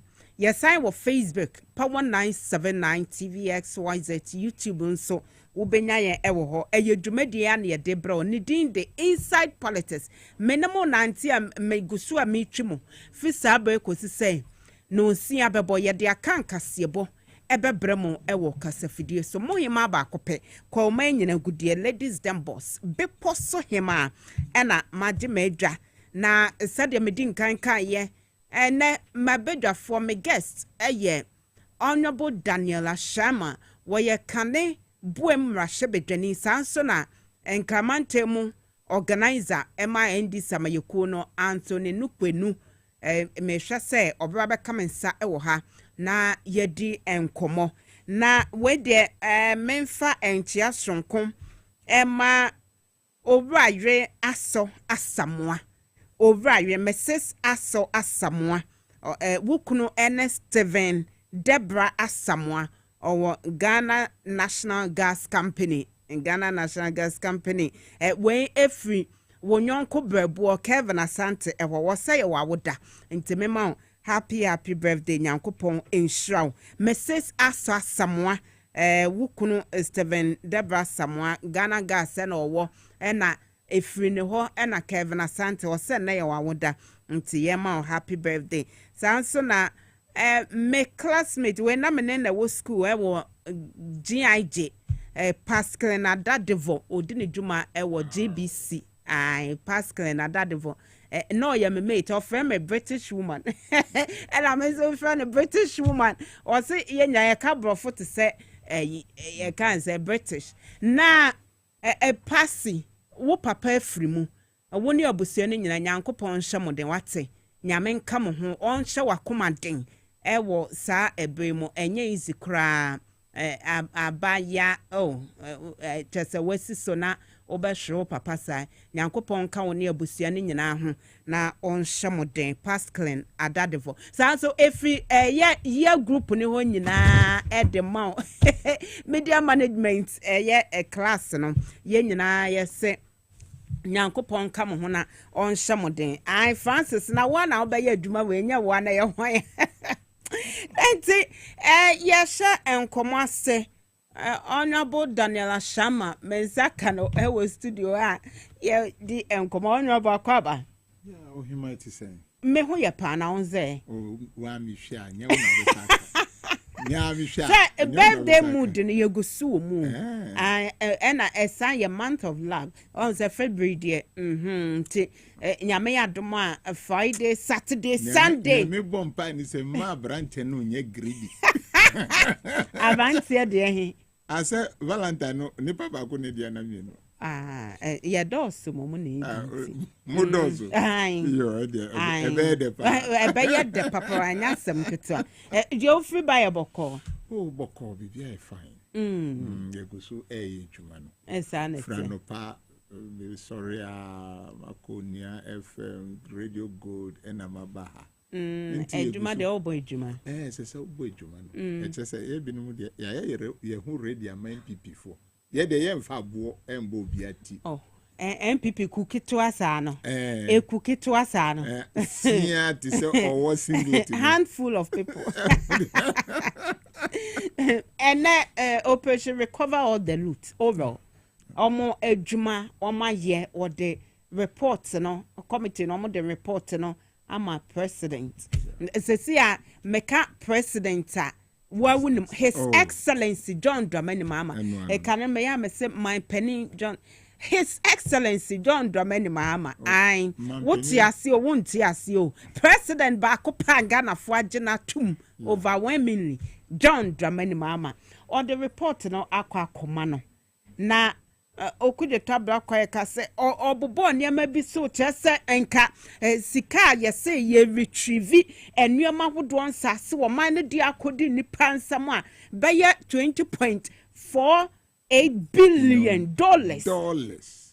ye betumi a retrieve ensase kwa de cantonment nsase na de beye $700 million ni nyina beka wana tese ye ne nam over $21 billion se ye se ye gia my penema ama say sesia Ghana na ye wono se wo so beye corrupt dia ene na nye ha san say wuntumi nye corrupt a wo be escape justice ana say wo be defraud the state na wo be escape justice ni nyina wo mo dwumadie my penema ama said o react to omo presentation or the baye wo hu ne say ohima midawase echa ti for nyina na ahwe for nyina ene madam for hollow 2 ewo jasika honorable hollow 2 okay ye chiano pa ana minia John Opoku ewo kajakro mechiao pa wa hu ohima honorable biena yebesa aka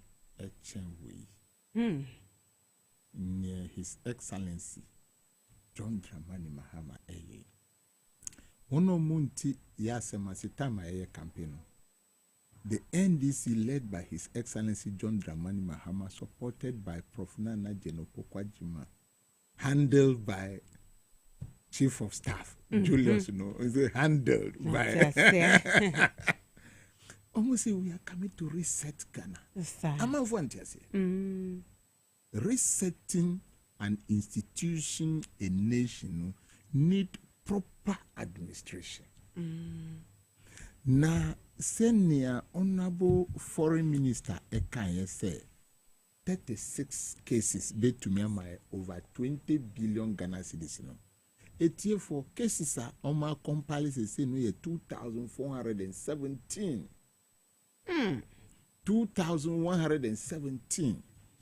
And I emailed there Obiang Ankasa Tinifie what to say Obinumu dear man bro oma bo omankasa computer your friend would there and as a tin time ediseni group no 942 we na Ghana for eyo makuma edi emma ora group no. This tells you say you see Ghanaians are ready to see the fighting of corruption in this country. And mesre omampenyi se no nwankasa se kande no. Let corruption be bitter in a Ghanaian's mouth. Starting with this. Yeah. Because you know, I was a teacher before. Say uwo class ena unkoda uchro madia or soria or koya di fufra. They will never pass. And so you who have the opportunity to be a teacher, say one jina unai swa na unkoda no dachi na essay. So mampenya njina ni naisu nea. Corruption, one say na nado abema say corruption ayeti se na nunum pure water. Uti se ubia wia bibia onfa ho. And when say unum no hwe ediko. We spoke say obra mo bono embo. Enye. But Omanti, this is the first time. Look at the documents.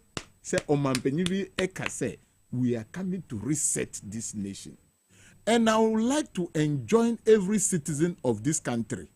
Say Attorney General Esha say Dine Juma Misrewa say uwa webusi afo enya bia dinti ena ora ena persecution yempe sansem nu eti. Papa nu anani panu ni salary nu let us investigate. Because Osla Ekachre in those days say they are going to investigate lifestyle. And yes, sir. Yes. Okay. Inti in lifestyle audit. Lifestyle audit. Okay. Inti in denu ye cheki bibia minia wu salary wu allowance ya nu enka we hu na se enu echi wa fakoti kwan bi a enu nti na me ba na me nuaba akọ senior high school ekomode no esese yinji sasika no people say mbrand school nkoda sha se kasa se na do ade o ma bro fresh for omu si se na omu di aba na de rice and na yesa chi sausage e de ka ho de ma nkoda na e ka ho.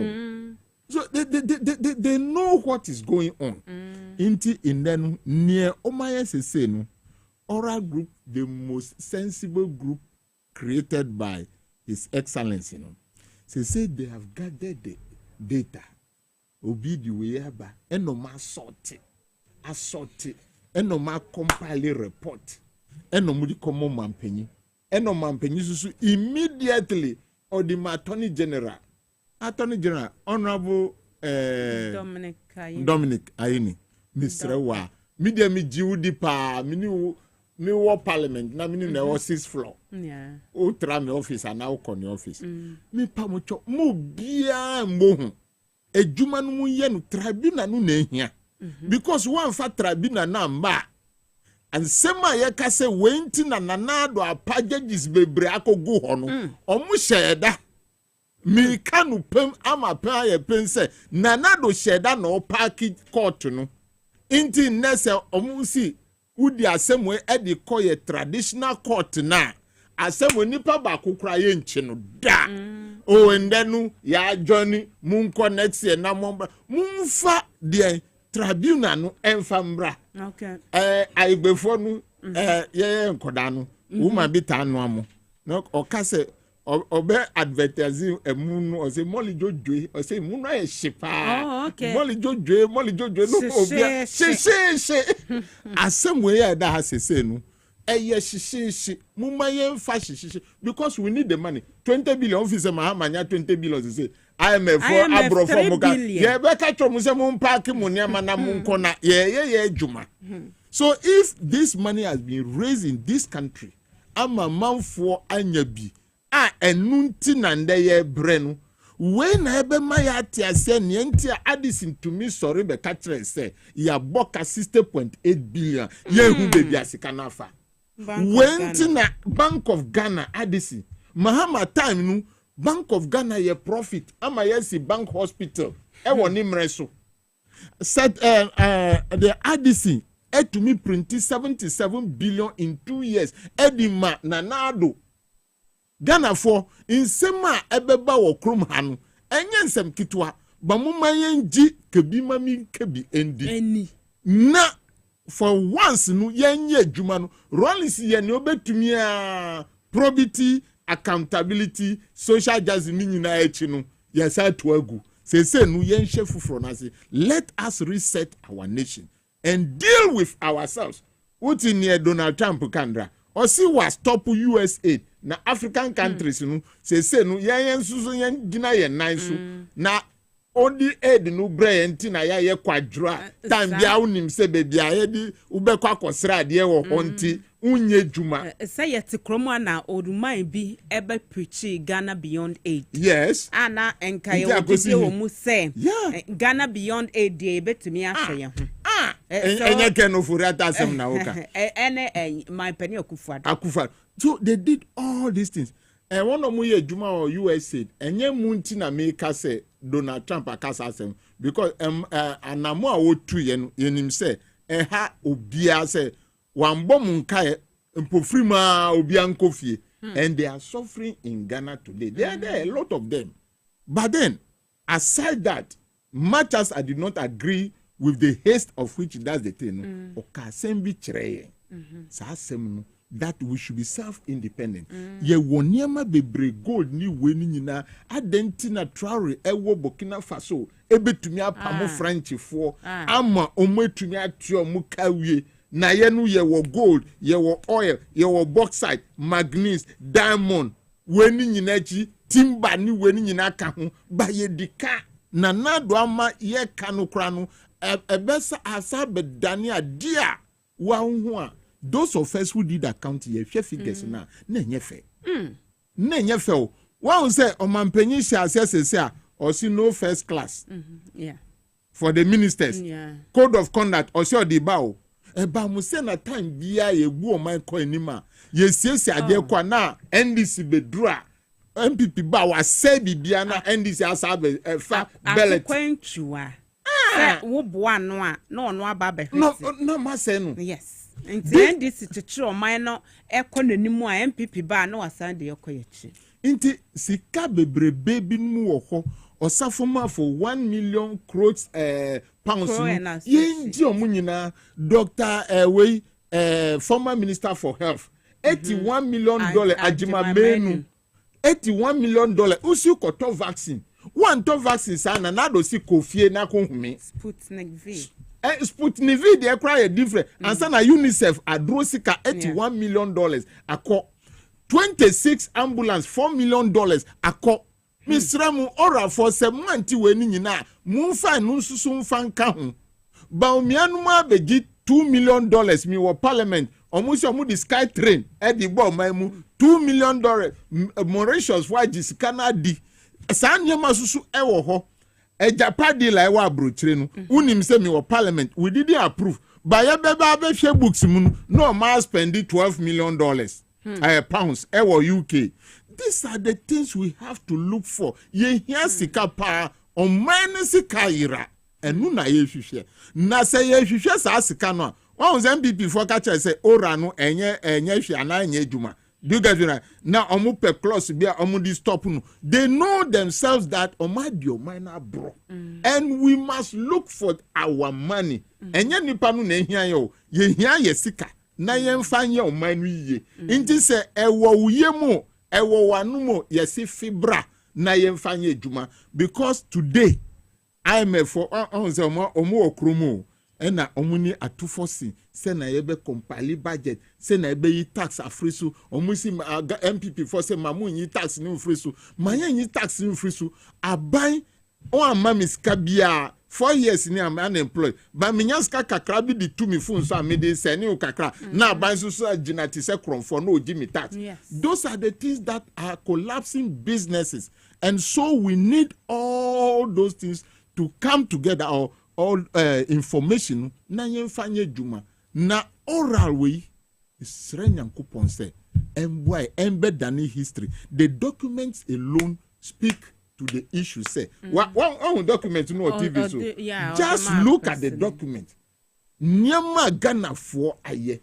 And obi obeka say, and the young share say free titi nine fan band no be some man penny for time a rolling si free akonja no or so be reconciliation ye catch on so on fan free 1953 no o man penny for no aye enye rolling si nkwa na o chi akoto ho nti mo bia mbisa sa question kra ye fa free 7th January 2017 ye fa free ho o man penny betumi ama date obia ntumi nsisa ye fa free ho because sika efom no you know that the Ministry of Foreign Affairs today, Nanka International Students Hostel, and our MPP for Kufota Mama Tamomu, and our Thomas Babe G. Do you get you right? In there, and Foreign Ministry. In the other ones, I and then ye G and Nusu. Nayan Fambua Omanu. Look at these people coming to the seat. Unemployment that was around 8%, you know, in the urban 15%. Meanwhile, all these monies, you've taken the money. Can offer Tambrambe Treye, Nientia 9 billion, other than 25 billion. Here, say Obi Kobange Koji Adia, so the BBC awa. So those who took those money, the properties of Moody Sawano, I want here money to me and fan no fan Triasikanuka, was a kobo busa 25 billion. And still, what? The amount is still growing. All these things, we need to find them. In Ghana for Mesremu, MPP for Tio, yes, Remu. Especially the parents of those who be involved. But, because the steps are, ye take it, no, according to say, it is not going to be political persecution. Omudi ukrata ediaba and na maybe say enkoye say witch hunting ana that be yes because we report no mudi about inti edru so tribunal no frewa na ya kan o report no akrew ne wo kire ewo mu no na ka kire ye that is all. And that is why I said this is a sensible step. Do you know that if this thing were not to happen this way, no, Unamanaya choose say, bra, yati say what to asasi. Maybe you are going somewhere. But this one is the most decent to administrative cleanliness. Yes, say, sir, u report abandon. Say in there, Ayini versus Tribunal. Frewa. No, my you report no. Edia to her. Edia umema photocopy. This is what we have seen about you. Come and talk to us about it. And that is all. And then causing financial loss to the state. You know, and nuntina Victor Solomon, ewu jail. And nuntina Chikata, eyawu. Into causing financial loss to the state. You know, let us go to the Paulugu. Okay. 12 million. Damn. Yes. Okay, yama contract. Nukre. Juma omaye ohonu. If you want to compare, no, dam ejumano asu $12 million. Se ansu $12 million no. Nipa wasani ko onfasika no enfambre value for money. Do you get it right? Mauritius they American mudi aba.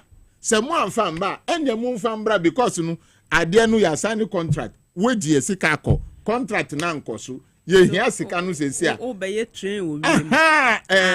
Se went to me na wakwa akodem. Do you get it right?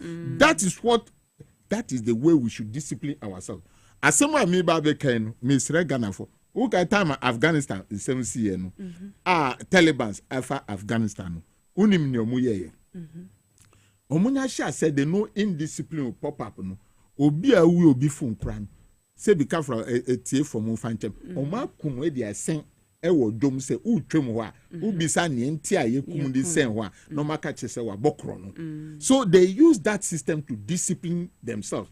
Enye Afghanistan sem na mika enfantun keke na me etie from ufanchem. So it is time say yes so we must do something to tell ourselves say we have discipline system in the nation. And it serve as a deterrent. As a deterrent. As a deterrent. And added to this code of conduct in the officer, chief of staff, Eddie Beba, send emra and guidelines are omudima ministers ninano. It will serve as a deterrent. Say to me the way ninasa. Ube say Ghana beye we need everything. Yes, say Ghana ni nyina no na ye koko tonnage no na eba fom. Inti sika no be free. Ye kwaye susu na eba fom. Sika no be free. Eduane susu eni oman mu. Meanwhile we say we are governing. So I think this is a game changer. Say no pika ye no. This is going to be a game changer. Say me kra na me ka ho a emra no ni mindi no sa. Nsenie ye man mu ombenya ahoto. Inde Ghana for omukọ abrotire omufrewa nkomo no nye de o. Ghana for bebre omukọ omusi uwo paper I'm talking about America. Omusi uwo paper kra upie kra na oyemu shisho. That is where our brothers and sisters are. Yeah. Where we were green card and citizen kra no ukọ kroma na oyemu shisho because nkrofo no betu she osu sese a baby akonomu tu akogu baby.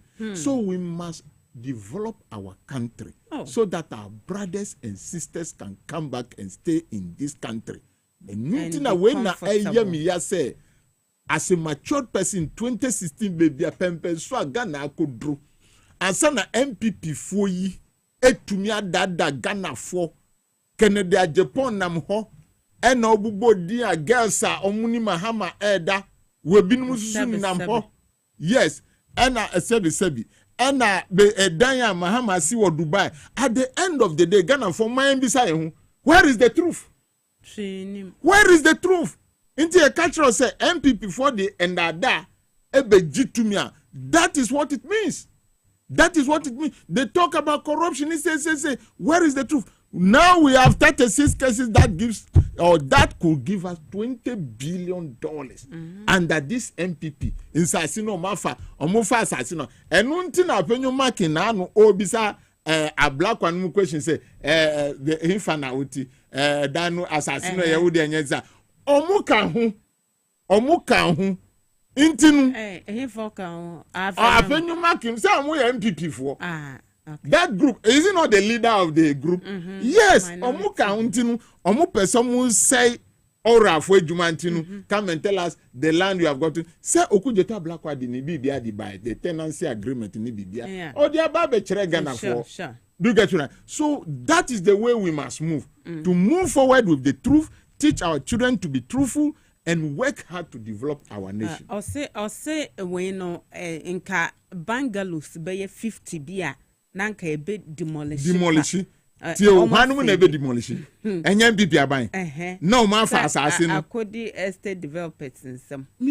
This agric service near airport hoa on agric station. A war assassin. Oh, Tama, your parliament tractors in Yamagu. One say, Omu yo mafreho. No, my fast assassin. Na uka omu bisa say and the MPP for so the omu nye Ghana for na omu si Ghana asasi say de bia mo advertise asasi wa ha say o pese o tobia kona koto na ne Kwame Nkrumah jitu ho no me nkonko die ekire enu say no okro na first no tio nima for no nanka Nkrumah atomu e de akomadina Madina nanka nima fo na yeto musi omunko eho no eye kurasi akwati se wurem ewechire indenu Madina no tisen inde Madina ewu krum inti bebia be kru inti kona koto asasi wechire natena ho na ne ewo cantonment airport elaboni na wo pese ofa nu ende wati amra yen nkase ana Ghana for su Ghana mpenyifo mujai sansa sisusu toma amanonifo. That is what is bringing the problem. Adantina yes a comedy enti yebeku yema aye steward adi. That will not be good enough. They should stop selling because they say behu that tinti e ho ni nyina no se Ghana for na afechire edisika no koma abrofu eno mo ba beto asase no untumi hu ntinka twam no pam no mo bi anto asase in this enclaves abrosa tintin saban kasanya skase obesia eye and those almost sadan no we need to audit them as an accountant. you can audit everybody ewa brochre nipa ofra brochre ebeto asase a wo si abrosan tintin ye nko ni krom na nko hwe dwuma wa ye ni na account no mu se ni krom fo na ema no loan a ye behu ena se na wo gi loan bibi na gi na kire nti na wo gi loan we can audit all these things na bebia ye sika enyunu fam na ye ngi ye sika na enfancy ese ye man. These are some of the things, and it must go beyond this country because we identity bia omu say Lebanese, omu say Israeli, omu say dear, omu say Palestinian. As a Ghana there sika ni krom ha. Omu so ana wo no ma ye ne tin. You see, intinu sa brofo omu ba krom ha. Na ye sori de bia Lebanese ni abeto asasi wo Ghana bantokwa wo ho omu ni sika. Inte Abraham say Ghana for yedi ye ho abro pa won na omutumi nya Ghana sika edi command crofo Abraham say na atoabo gas amahama siye na po akotina ho. You couldn't expand, you couldn't add anything to it. Miwa eka eda ho. Why should it be so? Why should it be so? These are the issues. Omatasi ye sika sanu na omudi ye politics. I'm a politician, but everybody have to speak about it so that we go forward with proper development. And I mean, say we can open a gold mine. Nkaska we cry yankasa ye open a gold mine. Abrofun kitinkiti we muja and dada and na mu wosika. 20 billion, ye fa 2 billion. Say betumi abie Ghana gold mine. Na mrantie ni maba wo person go into mining. They should go and do it. They should go and do it. 20 billion and no normal account for 36 cases. Do get it right. Or say a cancer secra cantonment na de o ma. Yes, the cost na ye cabo mo na 21 billion years. Look at it. So these are some of the things that we have to do for this nation. The time of accountability is now. And Your Excellency, I salute you this afternoon. Make corruption very bitter in the mouth of all citizens of Ghana. It should be very bitter because when we call something in a leaky bucket approach. Say nyina jisikanu ediagu ankre bakuma. Mense sekanu bedosu. Na ya chiche ama project upon project upon project. Nanado misrewa akachiro se wabo mana bro ankasa because funds I wo honi nyina get fund wakapu kenufuranta minim say whether he has bewitched our president then wakapu get fund esla mudi asiawa when nyina funds ni nyina gone nanado ukonu sremi funds fund our create a sika woman edima Ghana for. These are some of the things that we are talking about. Yeah, Kasa in those days, MPP for them when this is for them won't pay adipa. Unya ka musi won't pay adipa. But that should not be the case.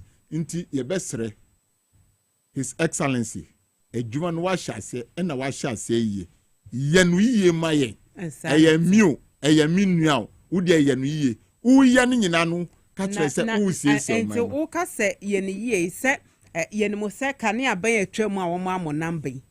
Dr. Baumia and my penny okufuadomo those days I was in opposition and poor mobile baymono and then this if bomana bro or my bomino chrono yaba prosecute you monadi ninaba back to this issue of over when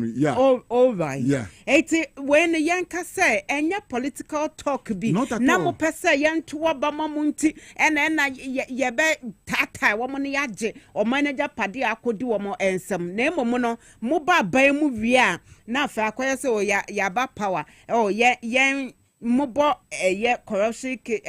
corruption and I said near maybe a fa corruption one akoso eso e baby ase nipa yemfo biantum na afe term no abesenko enu na ebedi yenya in 2028 say oral antumi anye djuma the tribunals no SSN djuma enu me call radio station na TV station na me wo vima me dey call you get me right it should not be something just so anti political will no wo say mo de be prosecute wo mo emra no ebeti wo mo say wo ma bo man ne kro no ana say ye that usual so ye menua say menya power na wi nienti a MPP for ntumi anye sa ne say they were lying in many of the corruption examples and cases are omoka. They were lying. Mean to me can say first Mahama administration no a crunching. You get me right? Because there are some cases. But say ye be printi sika be 77 billion. Emra ye budget in that particular year. Edi amon mampenyi. Enna Addison's cra ambo parliament amanye. Enna COVID and susu sika saba. Enna MPP frankasa katre se. Ya chiche sika ni biye di amon mu. As parliamentary candidates. Obise waji 200. Enna wasaji na 100. Wasaji 100 account. These are all recklessness that we've been under in the past 8 years. And those issues must be dealt with. Okay. Those issues must be dealt with as Ghanaians. Then we say, now we are moving forward. It shouldn't be that. A reckless example, we have the cathedral. Very reckless example. National Cathedral. National Cathedral. On mampenyi to me, aeroplane ko. Ediniti kra ko pimu bo Israel. Asata mo bo ye di aeroplane ma atwa honka. Look at the delivery. Niobeye with that $58 million. One will say na nanado adani obia or to me that the man for their share problem just for his personal interest. Personal interest. Because when you look at bishops near software kesia audio mukono, look at the salary omuji and factor it into $58 million. Omo my jomu salary adio and 58 million so saira. These are some of the things. Iron rods go honu. Misrao NDC abai. Let us go and cost those iron rods. Say no mumba be catch say iron rods nukra no binumu na awia na nke dos no si say move valuators enfanko ho valuers enfanko ho no move value iron rods are egu ho. You can, I know accountants can value even the cement and some more concrete there. They can value it. Let us do valuation of everything. Those plywood are who ye fence keke what for plywood as the metal edi agbon as the painting when causing financial loss to the state. So we need to value everything that they have done so that they will not be challenging us when the time comes. And there's a woman obanu mi penasem but adia eda yedi kenofuriata aba se ombe train enti awoyi mens enkan sesami boni bi enti awoyi sika no onu no be ka kire se ye wo vote bi wo ho o kan say emergency vote o kan say ehon no muta na say emergency vote wo ho a adwuma we na odi be ye school koda ko school mu ni aduane ndi. Why can't you go and pull the money from the emergency vote na yen fanye aduane ma omu e wo secondary school? We couldn't do that. Why do you use the nursing and teachers allowance to campaign one election? You are not paying them. They were complaining, say 3 years a binuma and jiska, 2 years a binuma and jiska, 1 year. Why can't you, as a minister of finance, go into that emergency vote? Now you cannot fund because that was your campaign promise. You didn't do that. These students were not paid. Do you get me right? So the government of today, we have the hope in His Excellency John Dramani Mahama's government that they are coming to deliver. They should deliver and deliver very well, irrespective of your relations with the person or anything of a sort. Near Ghana here ni say ye pempuntu na kwancha di fair ye disika eneye.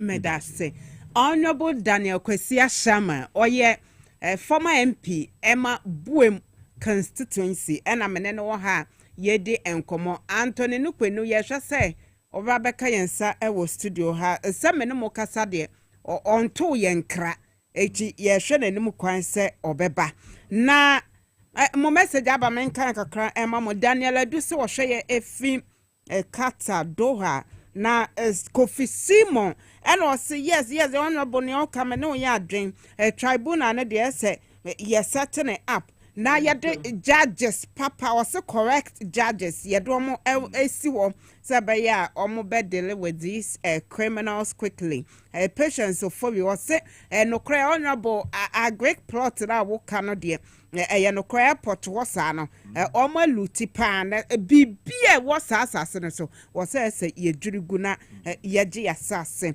Mavia Adam ena o say judges ne de no cry ese yenya womo ebeboa yen in this course sebeya womo a edi wo man ne bone no yensa ebetumi akomo ama emra ene womo edi wugusu tie inside politics dwumade wo hwayem TVX YZ ATA Power 97.9 mohima ba ko pe koma nyina gudie ladies dambos bepo se man na magimedwa menemo edi dwumeya honorable nso eti menifa so a honorable Valentine slot what you say Kasiebo what's that wakasa wo ho baba baba mi dodo you can't crash Ghana for this Valentine slot koye pa honorable my penny mama eba oka say first 120 days or one year maybe sineni so a obeye so far is a say what bosome ya kakakro yeguso a ye kwayenimu a nya bosumi ni enamiensa that's right enti ye kwayenimu wo hu ne sen so far achievement bi aba amamuo no ekosen including appointment ahodo a waye ene de free mu ba so far so very very good nenti ameka sa what's all try appointment anyways ndra me su dai no na say meji krata ntemi ni amen this appointment ne de doso ko be 6000 ko obi abenya ne obi abenya abotre nti mesra me supporters e from frame no mu de munya abotre omu sise oba ko adware omba ya o na na mu siesie mu na ntra nti de abotre so far so good. The reason why me kasa asem ni say senka ekamiko a meka say Mahama President Mahama wa bibia ye, but I have to listen to the outsiders. Okay. Those who are not the NDC people. Omo comments no etisen. So far omo comments no perfect. Ekoye pa. Though the team no senior His Excellency aye abone bra bedru 1 month 3 days no by all means obi beka say we dey nka wo ye no say nke eye but then in the whole out of 100 no wanya 97%.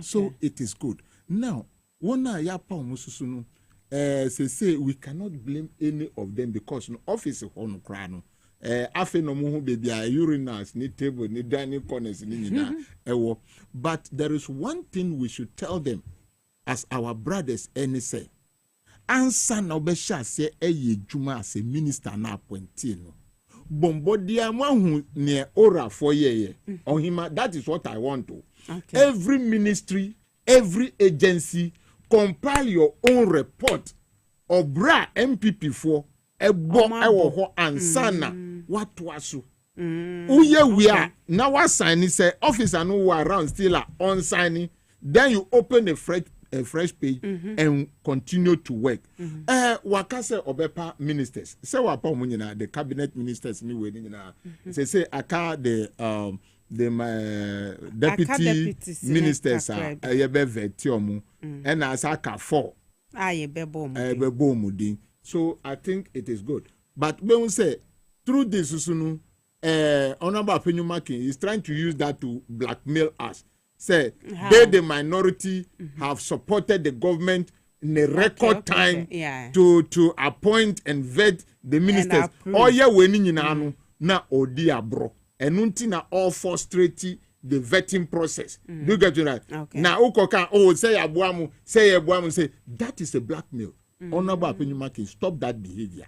That is a blackmail.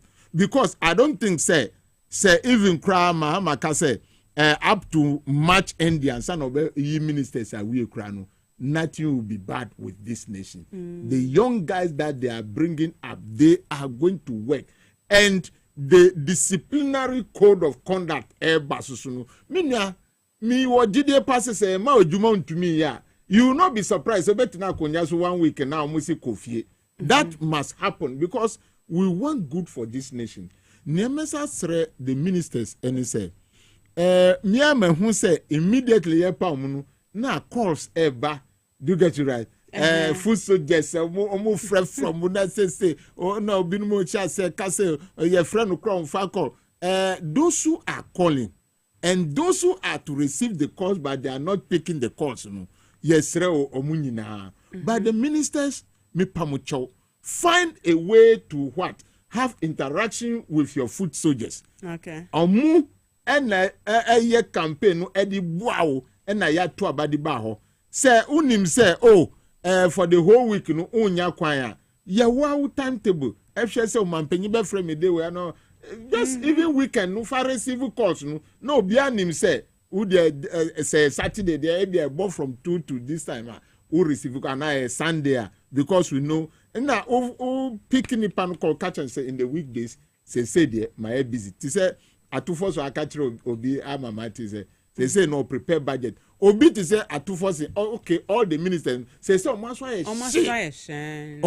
ye shi akonja no kra no munya tena so nti ye besre ye nyina next issue ni say all the ministers that they are appointing, vetting, and approving don't govern or manage your ministry in silos. Okay. There should be interconnectedness between the ministries. Because you're a minister of trade, you're a minister of agri, you're a minister of local government. Do you get it right? But all of them are serving one person called Ghanaian. Do you get it right? So these complexities must be brought together in your daily dispensations. Actually confer with your friends because say Minister of Trade, Omusi Omu Beto Abroa, Abrono Agric Minister na Ebedo Enyesa. So that conversation, how many acreage are we going to cultivate this particular year? I am just giving an example. Senator said it is very, very important, say, the ministers continue to interact. Now, how we can move on with the 24-hour economy agenda.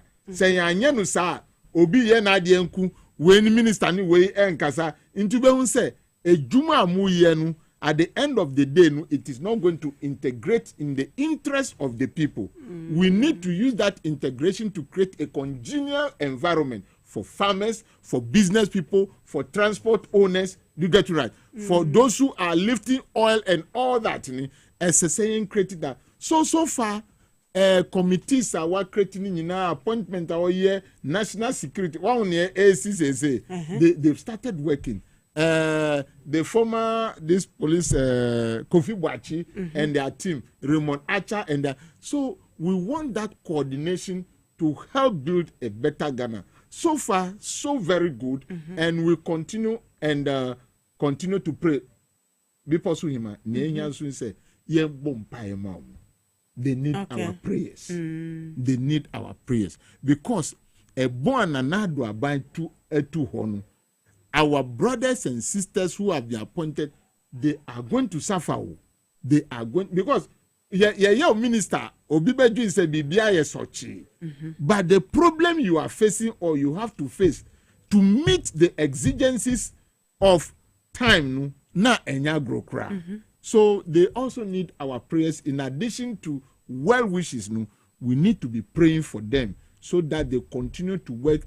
God's strength will wish them. Say omuntumi enye ejuma and I want to mark kaso no me wajide pass list no dey my tintin ato ho kakra edi no ebeba so that we manage this nation very very well. Obi akachem say enne oti say na don ti akonjam kra pe de enough mono enough and it is true when ti omunya ye we no ye winnie ye swear in income na coming kwa na His Excellency John Drama or issue the executive fiat say MPP for ni na omuye political appointees no omun kofie because omuti ho a enyama na omugusu say o ye kasa say no obi nu ti o obi oye MP appointed as a chief executive in the former government. Inti odasu eji director general salary esa beji parliament there area account. All these things. Yes. Watina ne positions. Yes. Now they manage. Say nyam pamnu. Tio say nya omu yes. Okay, now CEO yes. Former government and our campaign na win YMP. Okay. And yes susu ye nyam pamnu. In this say no this salary mienu. That is what is happening. In the blunt side of our eyes, there are people like that. Oma ye din ehihye age salary no dio. In this enka fiat no ba say all the political appointees no omunfa position no enfa civil servants omo penny the highest one na nka sa salary kra no ye be save. But say no okwa akoji wa January de. Ese na February susu na esa akoyi obesa agi no odi mienu. Do get you right. Nipa we no be dey achi no. Say una wan pam no. Una wan pam no nti ono hye ho. And they are still issuing directives. Do you get it right? Say be more resigning. One of more conscience no. Obi no de no mo positions no. Eda we so a obetumi an say akwa we say na obi no so share table na si o. Into otuka no bokwa na wakọ. Na wakọ issue though it has been happening but we just want to alert His Excellency. Onye bibi fa ho. A man for the double salaries. Se a make and penny for more money nko ho. Na ye can my penny mama ne social contractor was signing with Ghana for ye can se a yes when ya bosume ne 3 days in government no. On say worker say within 14 days obey ne cabinet. Weyi Interno so na say ye bonaba so e was sa kwan so no.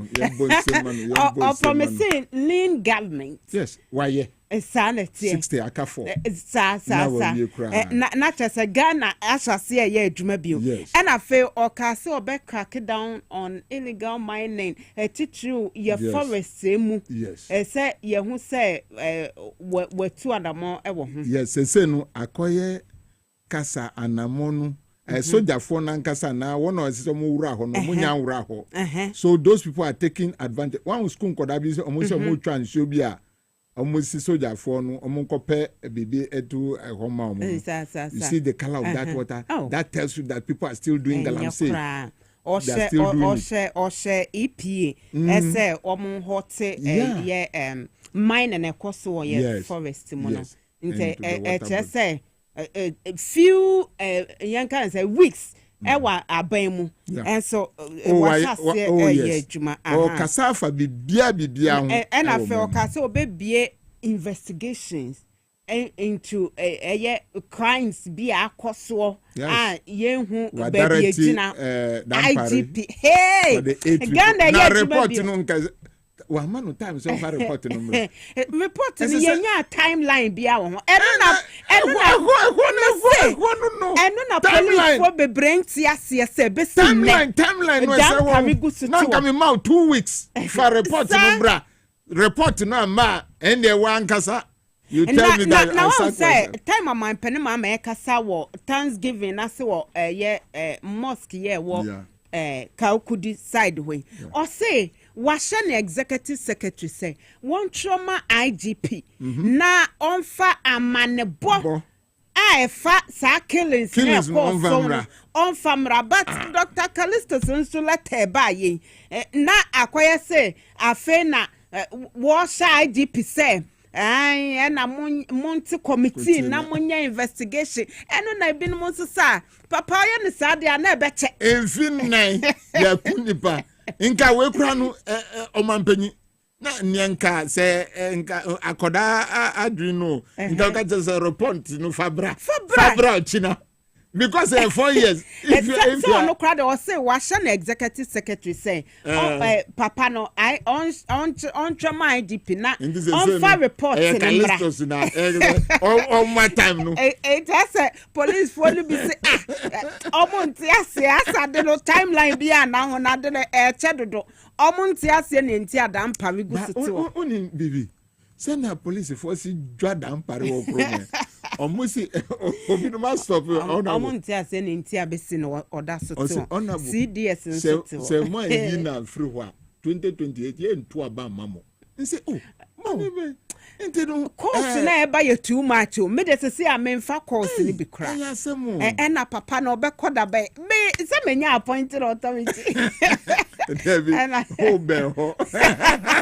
papa na obekoda be ono so sabe na ni nwu asem because by now woda wona nka se on resign. Oh yes. Oda wona nti on resign na asem de na asem ko say report no I don't think say owo ewo ho anka odi abana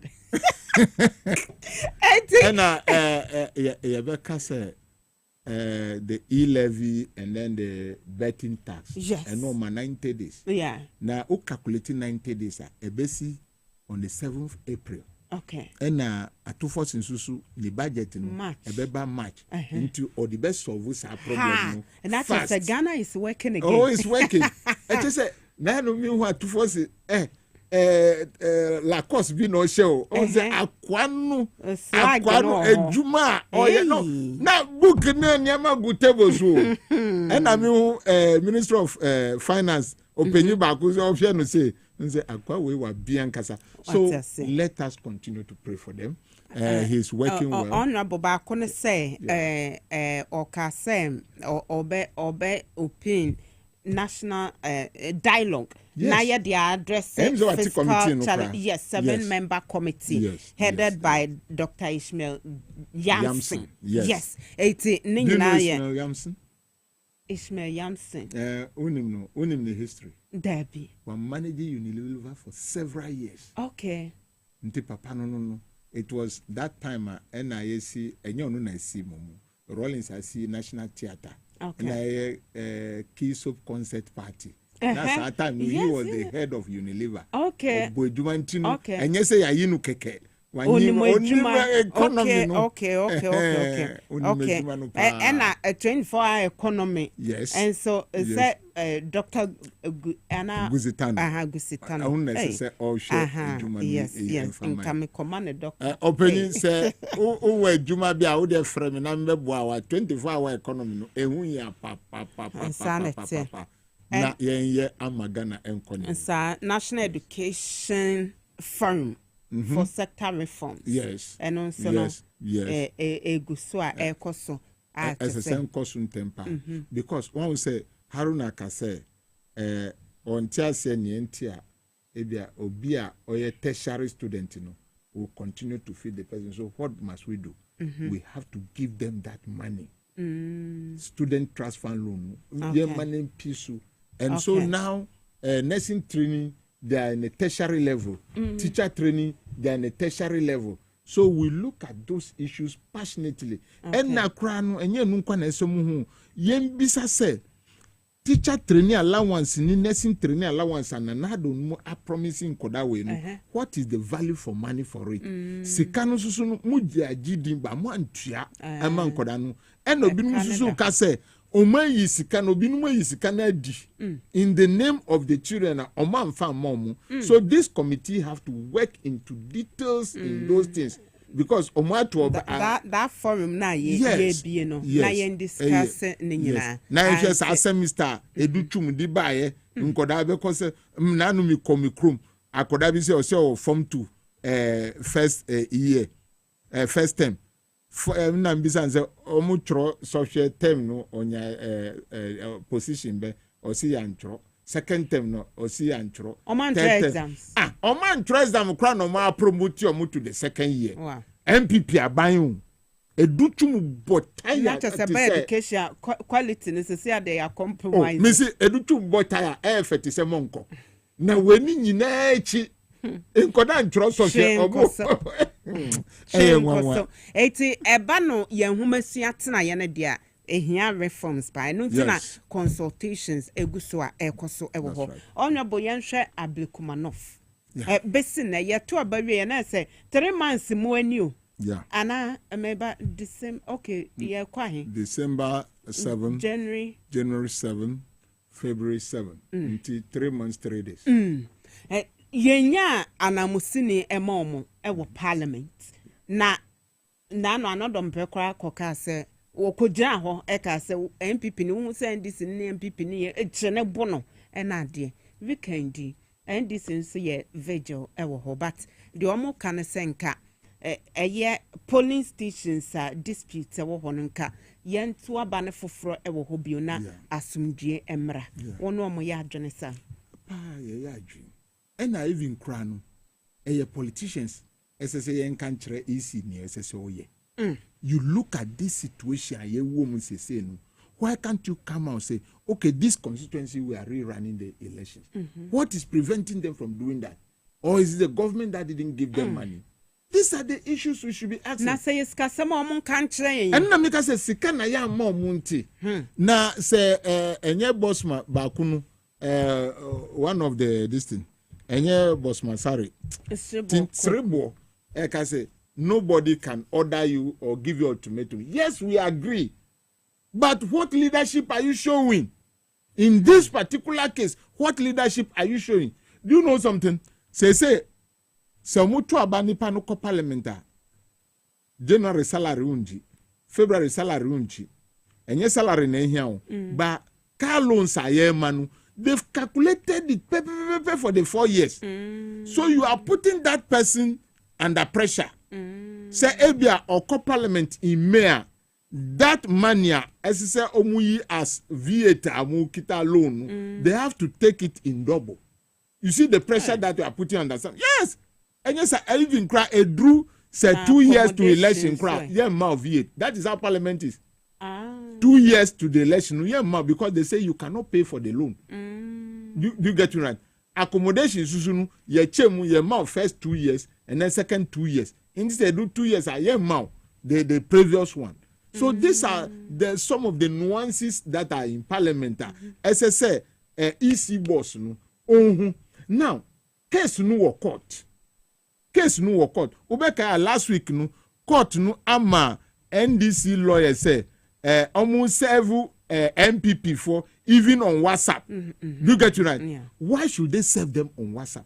Case no court no mumba court no omu dwane free ho. And na uko jina simple say yenfa konja no mamu by force. Is that the way, excuse me to say, a sensible leader have to talk? You are just hitting up your base. Say moon say NDC ni bi MPP na kauna yembu. What type of leadership is this? Intinu me catch EC say they are also part of this problem because the time is enough for them to take a meaningful decision. That every Ghanaian will see that yes, you are working. Call off all the election and now say 60 something branches munko to police stations go and vote over there because obinu pink sheet I see and the MPP there they want to use the scan pink sheet. Sa scan pink sheet no eye kronu semu ni original and they let us go back to rerun. Sanity. Simple.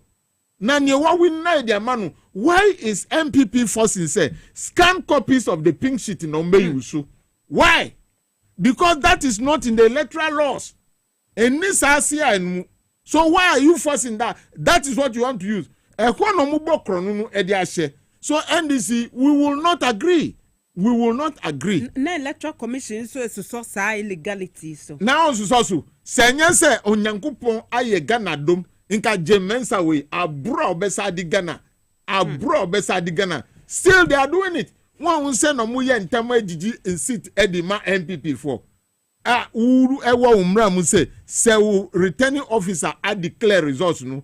Se obisa on tiasia on court. Now we are calling for real collation as EC boss. Intinu omu nyina no make a omu ye MPP for. Omu ye MPP for Daniel Kosi EC for no. Na yahu jemensa ni picture that says MPP atade. Omu ye campaign. Yahu we ni nyina. But even that aside no, you must act for the salary you are taking. For the salary you are taking as EC boss no. Ye jumanu ye. What is wrong with you, Jemensa Ubekase, Ablekumanov? No, let us go for rerun. What is wrong? And you are putting the whole nation. Say no mu pese. Ebia Mahama Akabibi. Now betis MPP for. Hey, you are directing the EC easy use unyansa. The brain that is in your head, in Uganda for brain. Use your brain. Now rerun the election. And now year 90. Yes, we agree with you that nobody can give you ultimatum to declare. So use your brain. Use your brain that is in your head. We are tired with these election issues. A white to a white to a wise. A wise to a way. A wise to a white. That Valentine to Ma'am, Prof say it is in a sin of. Yeah. That's good. That's na Ministry of Finance said the Krataba Abonte, omo say IMF akratifo no. Oma be piemu ewu krum. Omo guso ane just deliberations eguso a ekoso nti no institutions ahodo nso a ehia say womo no womo be hia womo no womo ebe hia uka budget ho asem enhwehwe bia ban. Ombe hia mbrantie. Nisi ombe ba be hia mbrantie. As a deputy.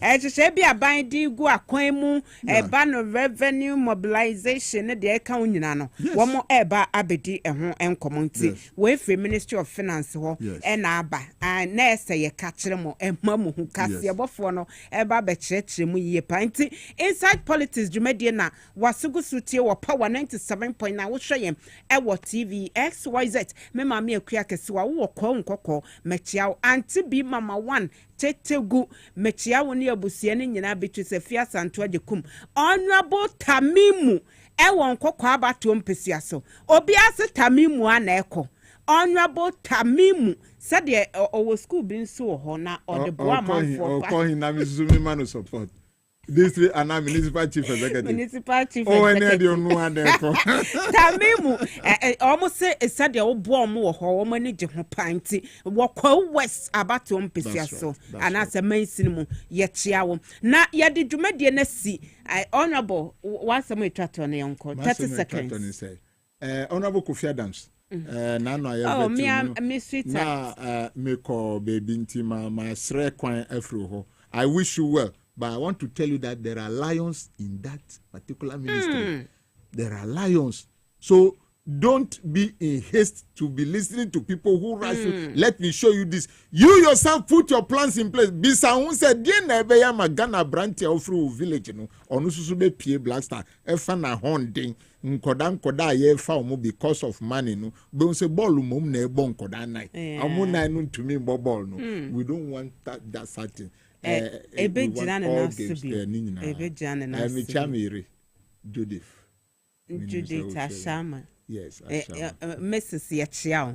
Not just say. Me about Franopa na mi free vienti. Diana no onya fast yo sister Irene yo ya de ne nyina si Kevin Asante na otwe ye oto ne bedini eti wone ne ho kani Mrs. Asante wo mo se wo mo edam nyina asese mo betai wo machi kin Nicholas ebo ye chidom Willine Francis ne Sofo Prince Ralph MPA wo mo boy ye chidom Gifty Elizabeth Tego wo mo siesie me ho na mo hema ba ko peko ma nyina gudia ladies dem boss be person ma na me di dwumadi ho tia me sorry so okumangra the one for ne akua krantema wo mo de akan Kasiebo no siabrem e de ebrem